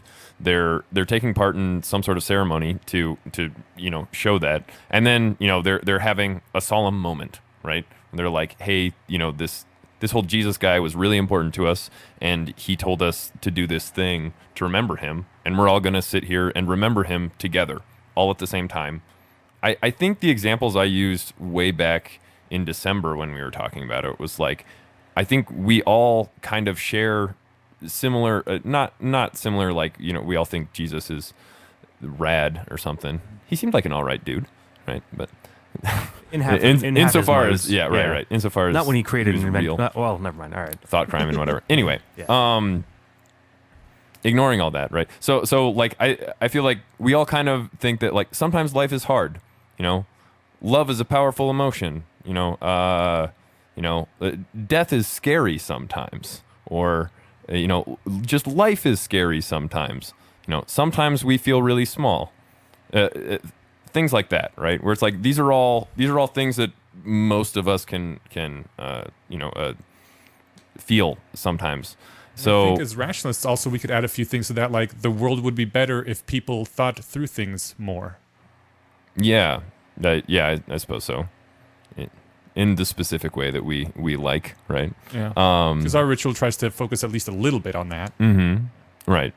I'm really happy that smallpox is not around anymore, right? Yeah. So I don't know about you guys, pretty stoked about that one, right? Technological progress is a good thing. Yeah, in a lot of cases. So could you kind of daisy chain from the communion example to either what you prefer, either the glow cloud hailing at the Night Vale or like a concert? So like, so I understand where they're coming from at communion, and because that's what those people want, and they have all those things. I think I need some handholding to get me from there, at least some incremental steps to how going to a concert is a ritual. Well, let's keep on the train of thought I was building on, right? So if we all tend to believe that like sometimes life is scary, right? I'd say maybe the winter solstice is a good time to reflect on that. It's the longest night of the year. It's really cold.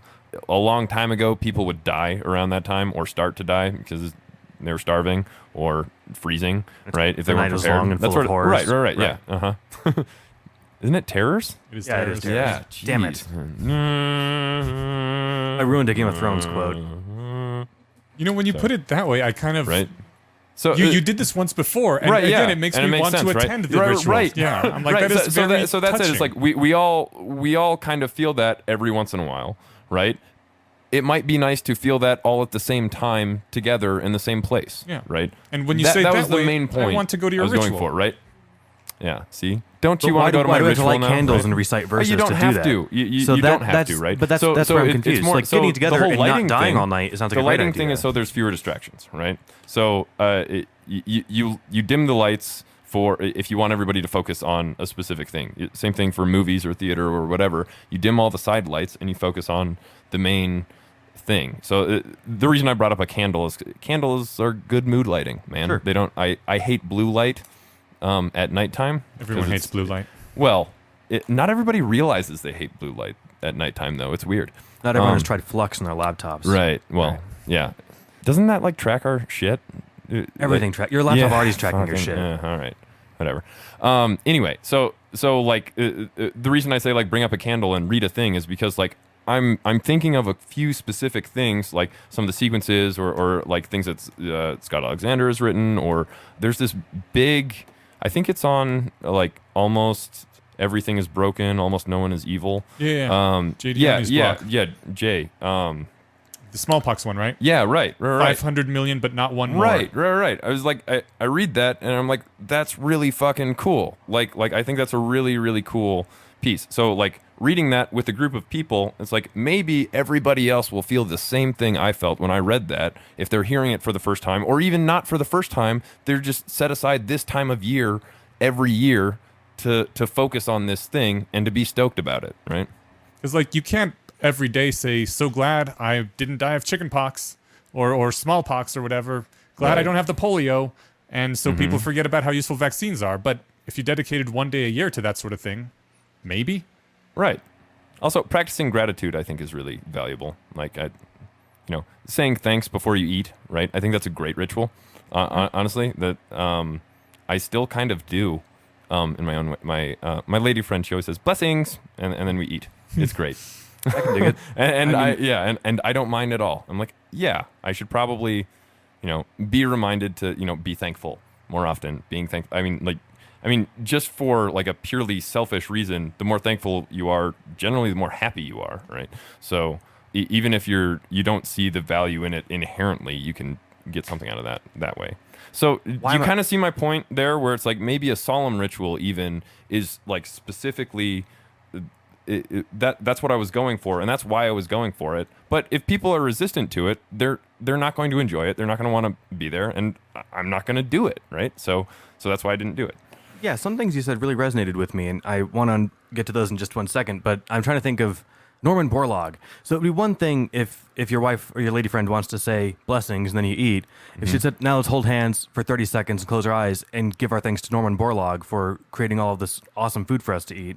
He was the guy Norman Borlaug? He pioneered The Green Revolution? Yeah, the smart guy. GMO stuff. Okay. No, not necessarily even GMO stuff. Well, because they didn't have GMOs yet back then. He pioneered careful selective breeding and is credited with saving roughly 1 billion lives. Oh, cool. So, yeah, not necessarily... depending on how you define GMOs, it's a whole thing. I'm prepared to bite that bullet, but a lot of people aren't. So... Do you see where like the difference would be? Even though you probably do have almost directly to think, especially if you're living in a place where... I don't believe in God, so I don't think God, right? But you might. Would you sit there for 30 seconds and think Norman Borlaug? Why 30? Why not 25? Like those are the things that like bug me during rituals, right? So sometimes it's just like have this set amount of time just because, but we've decided previously, or we've discovered previously, that that's about the amount of time that you need in order to like really focus on what's going on, right? So, if you need a moment of silence, how long do you decide that moment of silence is, right? For, somebody who died or whatever. Sure. Similar thing, right? Yeah. For me, the blessings thing is a second. Yeah. I always have a second, right? Right. So, I can... It's just... Like whenever before I eat wheat food products, goes in I'd my be mouth, like, Borlaug's the that's what we best. say. Yeah. Maybe I should start doing that. Remember. Yeah. So one of the things that I liked was, you have an intense feeling about something, and then you want to try and have a room of people feel that feeling at the same time while you share it with them for the first or maybe multiple time. I can see the value in that. I think I'm trying to think of what my objection half an hour ago would have been to that, and I'm not sure. It's weird.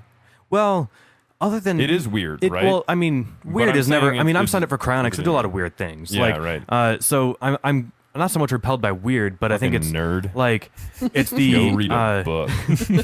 Sorry, I needed to slip one of those in there. No, you're good. All right. Because you're holding a book. Yeah. So I only brought like 4 books, so yeah. I brought my phone, which has however many books. Right, infinite books. Yeah, I cheat. All that treeware. Oh, sorry. I don't want to distract if you had a thought. I consider me distracted. Oh, damn it. Okay. Well, you're a big fan of Sam Harris. Doesn't he have quite a thing about like the meditation and sort of a spirituality thing? Yeah, but not in a ritualistic sense. That I think even in the terms of he's carrying the book. Okay. Sam Harris is waking up. It's a good book. Yeah. Highly recommended. It's very big into like the meditation, right? It is. Yeah. Which is sort of a spiritual experience. Totally. Definitely. Well, absolutely. Spiritual, not ritualistic experience. No. In this, even I think in the broadest sense of the word that we're using, ritual. Maybe like the circumstances by which you set up an environment for mindfulness kind of sound like what Vivian talks about when she sets up her spell chamber. What do you want to call it? Let's call it a spell chamber. Why not? All right. It's also a sleeping chamber. Yeah. It's bedroom? It's a bedroom? it's a bedroom. It sounds like a bedroom. But where it changes purposes when you do different things in it, right? Yes. Do you have different colored lights, though? Do you have, like, red lights? No, I have have red I have lights. a Those are good fader for on the light. It's actually really cool. Oh, that's and I cool. use Yeah. candles, Okay, even though some well, people then don't there like you go. them. Yeah. I mean, Like my bedroom is also my dining room when I eat dinner in bed. So You should never eat dinner in bed. Don't do It's that, a horrible man. habit. when you've had as much practice as I have, you get good at it. There's no crumbs in my bed. But so Wow. the key is to lay down like a blanket or something and then I'm just- shake that off on the floor. I'm just worried about us all turning into those people from Wall-E, where we never get up off the couches and we eat in the couches and they hover us around everywhere. And like once the bed is used for more than just sleeping and fucking, I begin to worry. I mean, I'll but sometimes read. there's in not a bed. huge like Okay, I'll always like read in metabolic bed, difference in like sitting or laying or like sitting on a chair or sitting in bed. I know, So, but like, it's the I object to psychological say that one's aspect better. of the bed. That once you start using the bed for other things, it's like, why don't you just do everything in bed? It breaks then? your rituals. Thank that you. you. Have, right? Yeah. No, I do but have a actually, strong it's ritual like- with beds. It's like you do your work at work. You don't bring your work home with you because then it's just like having a separate space for separate activities is usually just better for getting those activities done, but not always. I mean, and you don't need to be that strict for it, but usually most people advise that sort of thing. Well, I mean, certainly with like sleep hygiene, sure. Right. But I mean, since I don't have a problem falling asleep, that's never been an issue for me. Oh, okay. Well, I don't currently have a problem falling asleep. Yeah. But I mean, this particular example, it happens to be that my bed's more comfortable than my dining room tables or my dining room chair and table. So like, Okay. it is what it is. Where Sorry, were we? didn't mean to jump on you No, and you're like, fine. shame you. Oh no, you're good. but, I brought it up. We were moving into Sam Harris's spirituality. Yeah. Little so, Sammy Harris from down the street. Yeah. So you. So Thank you for no.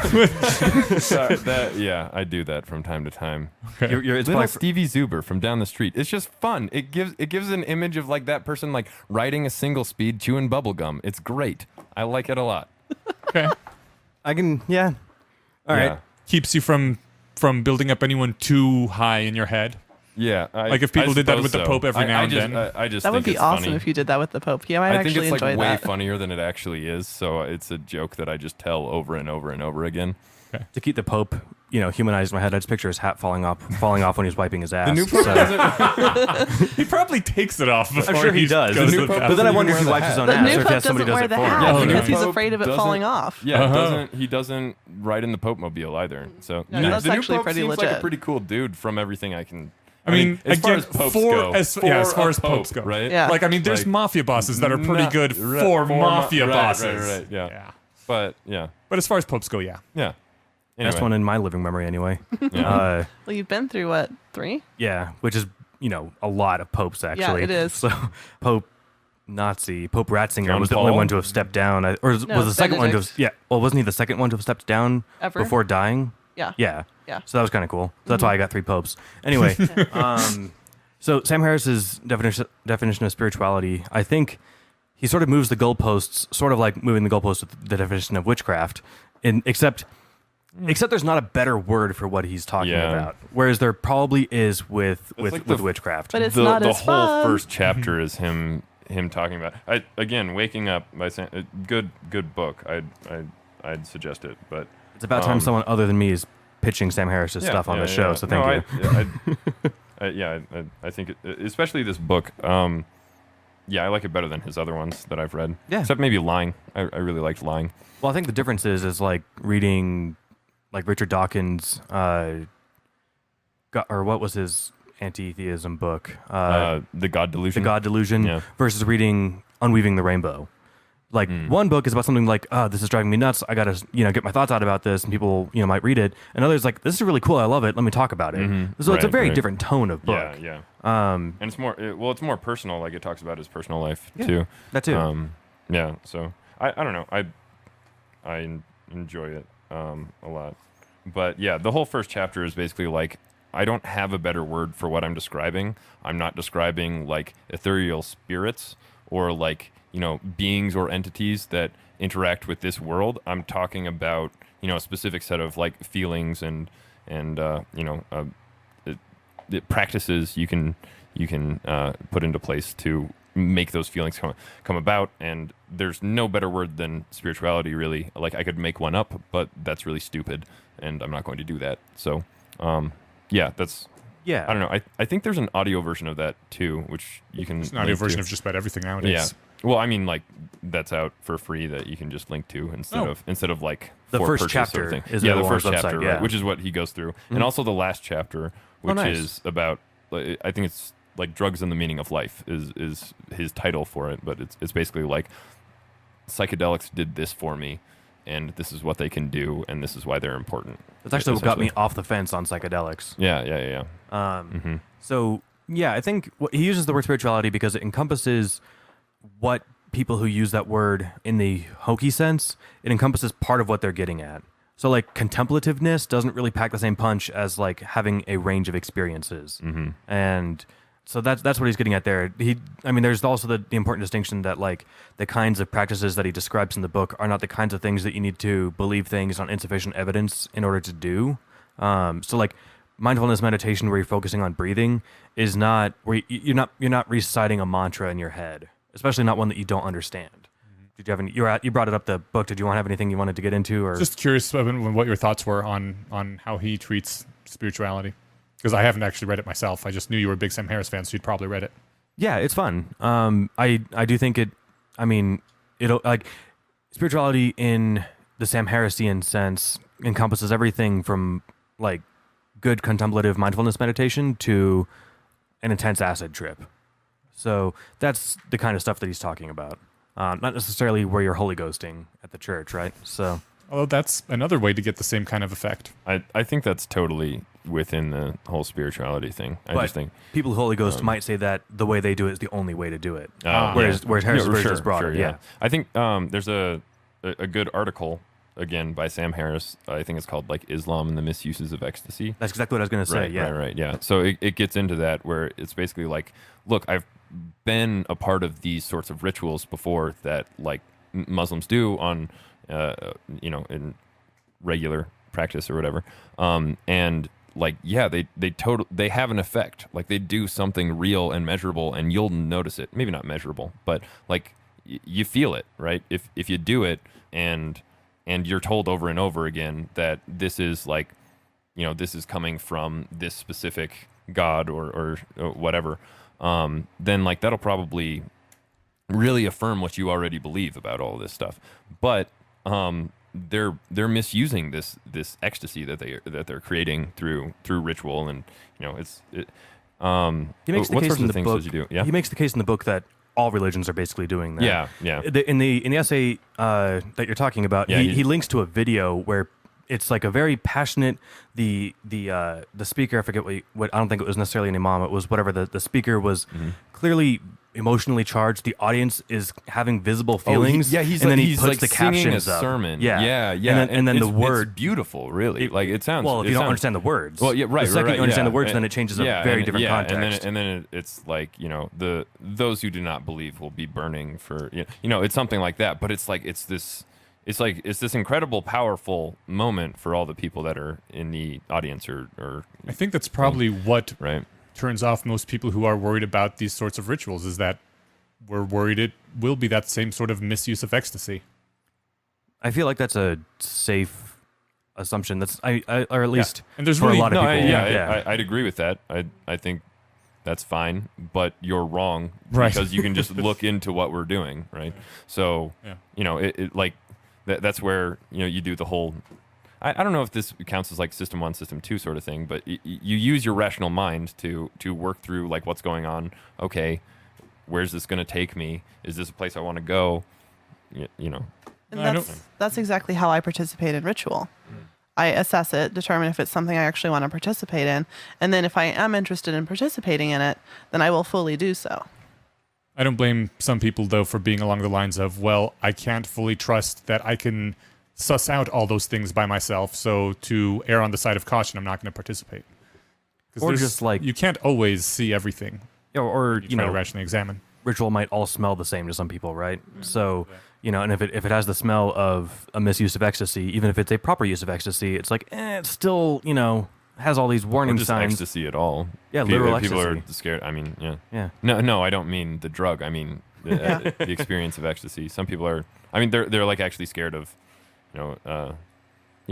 powerful experiences, right? Yeah. It's like this is making me feel too much. I'm going to go do something else, right? We've been going on for over an hour and a half, so we should probably jump into some quick listener feedback and then call it. If you want to move on, that's fine. Okay, so first thing is we are going to have our supporter thanking segment, as we always have now. We would like to give thanks to our Patreon supporter, A.A. Bowser, who is helping make this possible and bringing this to all you guys. Thanks, A. Bowser. This is a ritual.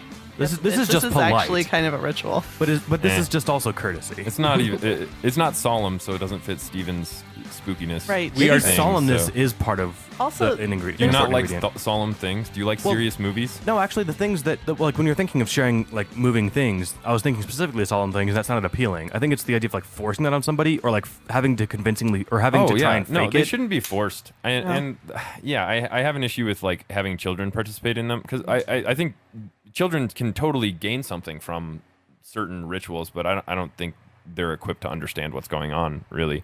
But, like, children can have powerful experiences. I don't know if you guys remember. I mean, like, dreams when I was a kid were, like, these crazy, wacky things, but not so much anymore. I know we just went back. We said we were going to move on, but we didn't. Yeah, we had another thing to say real quick. Yeah. So... Would it make it more of a ritual if we played like a choir of angels when then we thank the listener? Then we're just going to make Jesse sing. Amen. Thank you, A.A. Bowser. Okay, should we go on to listener feedback? Yeah. All right. That sounds fine. So we are a little bit behind. So our last episode actually came out already, so we have a few listener feedbacks on that one, which is very rare for us. Usually we record before the last episode. So anyways, Googleplex Bytes, speaking on our last episode, when we talked about the sparrows with getting their feathers pulled out, they're two different stories which got conflated.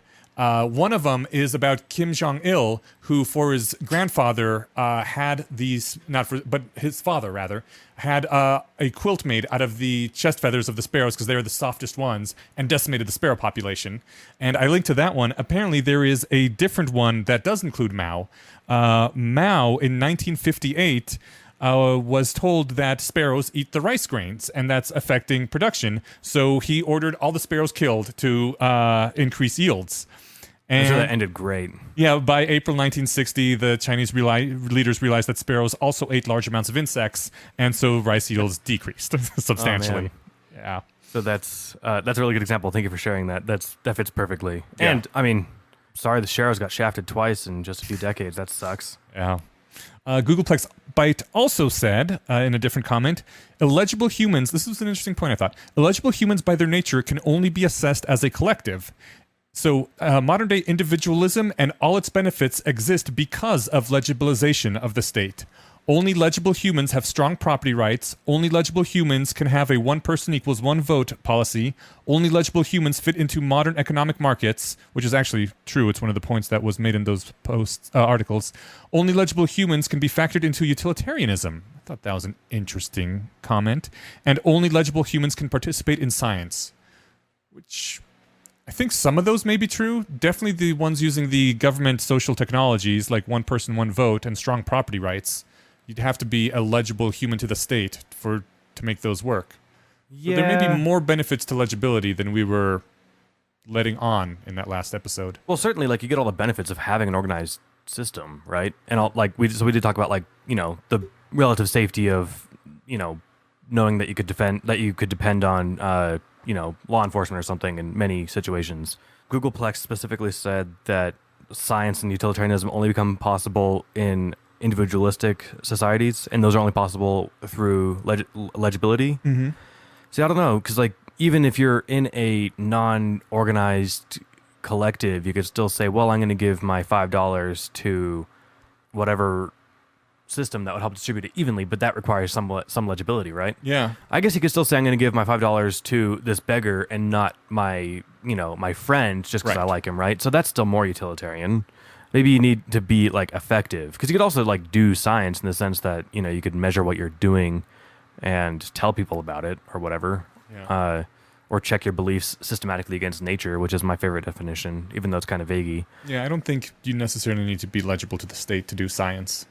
But I think that makes it easier for the state to fund science. But I don't think they necessarily are the same thing. On the other hand, who but large states can fund things like the LHC? Yeah. you have to have some sort of agreed upon vocabulary and system of, I guess you could say, rules to do proper science or to do formal science. So like you can't be doing, you know what I mean? So like that's why whatever the fake official language is Latin. So because every scientist can write and read the right Latin words, not necessarily fluently. So maybe that's what they were getting at. That's really interesting.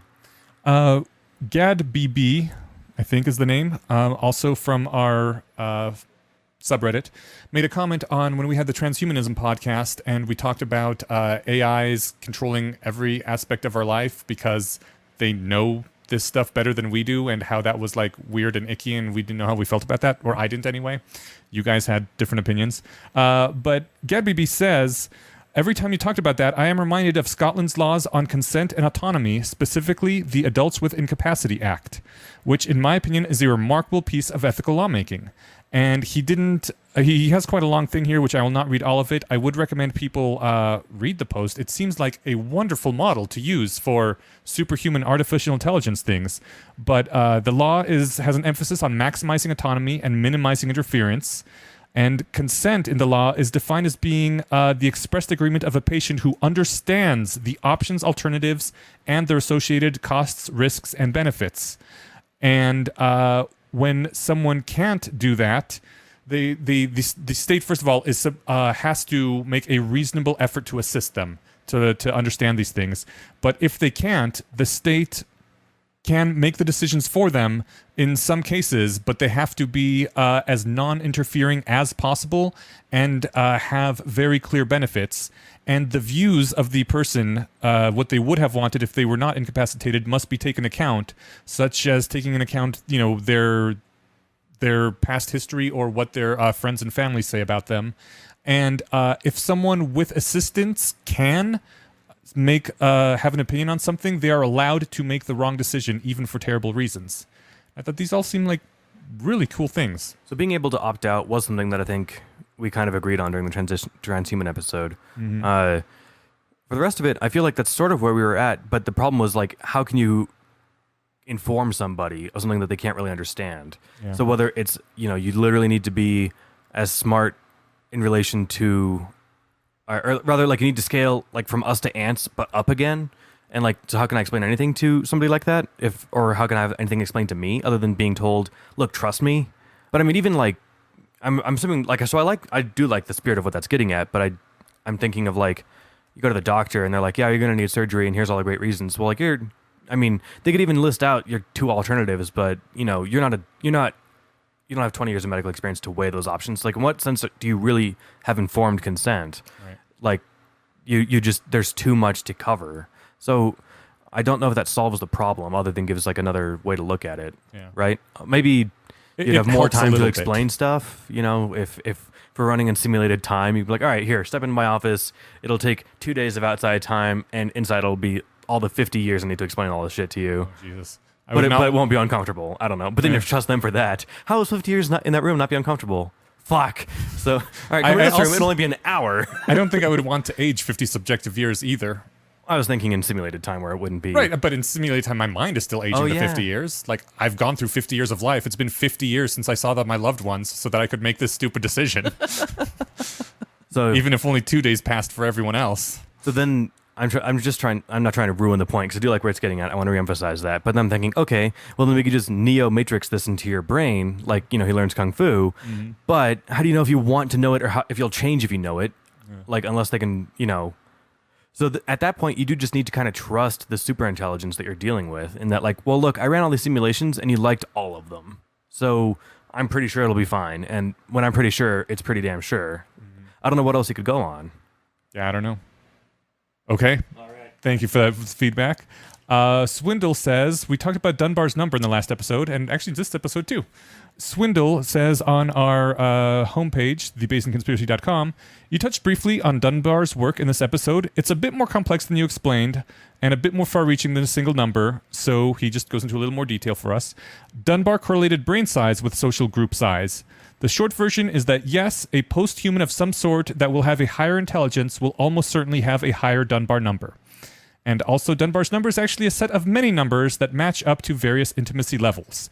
The levels basically start at 5 and triple more or less from there. It's been 5 years, so bear with me if this isn't 100% correct, but your initial 5 are basically people you see every day and would openly sob at their funeral. Your next 15 are like close friends, people you might put in your wedding or make your pallbearer. 50 is basically your community, and 150 is all the people who are real people in your brain on an instinctive emotional level. It goes out further, but the numbers get really nebulous after that point. And he says he has a bunch of examples in the book, compares them to military units and team sizes. There was an interesting one about Amish communities and how they will split the community on purpose to keep the population at a low level that can be controlled by peer pressure alone, which is a good point. Can't control like a city of Denver by peer pressure. There's just too damn many people. But you can get in much smaller groups. Anyways, he ends with an infinitely smart person that can potentially care deeply about an infinite number of people. I like the whatever 150-ish is the number of people that you can model as actual people instinctively. Because that's actually a really interesting way to think about it, right? You're way more bummed when even like somebody you knew in high school, gets a divorce or gets killed or something than you are hearing about a tsunami in Japan, right? Definitely. Which I don't know about I guess it depends on how close you were to people in high school. Like, yeah, and I'm throwing out because I don't know 150 people, so I'm trying to think of. I have to go back. I can sometimes get really bummed about certain celebrities if they were celebrities that like I had a lot of emotional experiences, as we were just talking about, through their art. If it was someone who like their music really deeply touched me and I read a lot about them and I felt like even though I'd never met them, they don't know who I am. They don't have any sort of connection with me, but I somehow managed to glom onto them a little bit anyway. And it feels like, I don't know, maybe celebrity culture is invading our Dunbar numbers. Oh, yeah. I can feel that way. Sure. I can relate to that, at least like with authors and stuff too, right? Yeah. So, and that's, I mean. When did Ian Banks die? 2 years ago? 2010. I don't know. I was It was throwing out quite a some number time or ago. something like God, that. time passes fast. Well, like Derek Parfit just died last year or the year before. So like, Yeah. but part of the point of being an author is that you can get your thoughts and stuff out to people well outside that limit. So I don't think that there's anything, I don't think you were implying this either, but there's nothing wrong with like having that impact go one way. Right. Mm-hmm. So, Well, aside from the fact that if there's only 150 people we can feel emotionally instinctively that like they're real people, then having people that you'll never interact with take up one of those slots is kind of a bad thing. It's a suboptimal use of a limited resource. well, Maybe. Yeah, I think it Right, depends. Like, because I could get a lot more out of, maybe a musical artist or an author than I could out of the 150th person that I can find in my circle, right? It's true. So it might be suboptimal for like the purpose of maximizing my monkey sphere in the almost literal use of the word. Well, Yeah. in the almost figurative use of the word monkey sphere, but it's optimal for like me in my life, right? I guess it would also help a lot if you have those sorts of emotional connections with people that are distant from you in cultures. Like if you have that emotional connection to someone from Zimbabwe or someone in China, then you become a more accepting, non-racist sort of person, perhaps. Now we can wonder if you're wasting that slot if you're doing that with dead people, but probably not for the same reasons. Okay. Because I'm thinking like you don't lose anything by reading like Derek Parfit just because he's dead. I mean, other than the fact that you can't get him to articulate if he didn't write it anywhere else, right? But, I was thinking of people having emotional experiences thinking about Jesus dying or something, which some people do. Whether or not that's a waste, you decide. I don't know. That's interesting. If 1 billion people all have an emotional connection to Jesus as part of their 150, that sort of ties them together in a way. Well, for a lot of them, he's like one of their 5, Yeah. Oh. right? Yeah. At That's least kind of 5 or intense. 15, yeah. Right, yeah. Really? Yeah. Wow. I Okay. think he won the monkey sphere. Wait, Muhammad might have won it. Yeah. That's true. He's got Muhammad's- more Muhammad's names. In a few Muhammad years, made a huge he will comeback. have won, Yes. yeah. Or not comeback, just whatever, winning that sprint. But Yeah. yeah. That's all the listener feedback I got for this week. I didn't look anything up, so Cool. I don't have really anything. All right. Thank you for joining us. We'll be back not next week. We'll be back in 2 weeks. Bye. Thanks. This is the part of the ritual that I don't like. Is I always get a look from Inyash when I don't say bye to the microphone. Yeah, why don't you say bye? Because I'm not talking to I'm not talking.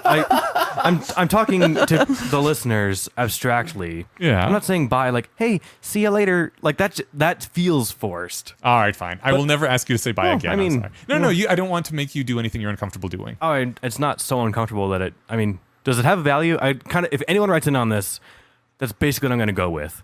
So if there's two, try to agree so it's not an even split. I insist that you do it, Steven. No, you don't got to do it if you're sometimes listen uncomfortable. to this podcast. Do you so- prefer the bye? What? Do you prefer the goodbye at the end, or does it Yes. feel awkward and forced? No, that makes sense. Bye. It's a closing of the ritual because Yeah, the right. entire And then you have the music play, and then it makes sense. the entire podcast is a ritual. I love that And little eyebrow and raise. so you close the ritual by saying goodbye so everyone knows it's over and they can go on to do the next thing. I'll concede that by saying that the entire podcast is a ritual in the same way that you're doing witchcraft. Yes. And with that, we can see you in 2 weeks. And also, of course, big thanks to our sound engineer, Kyle Moore.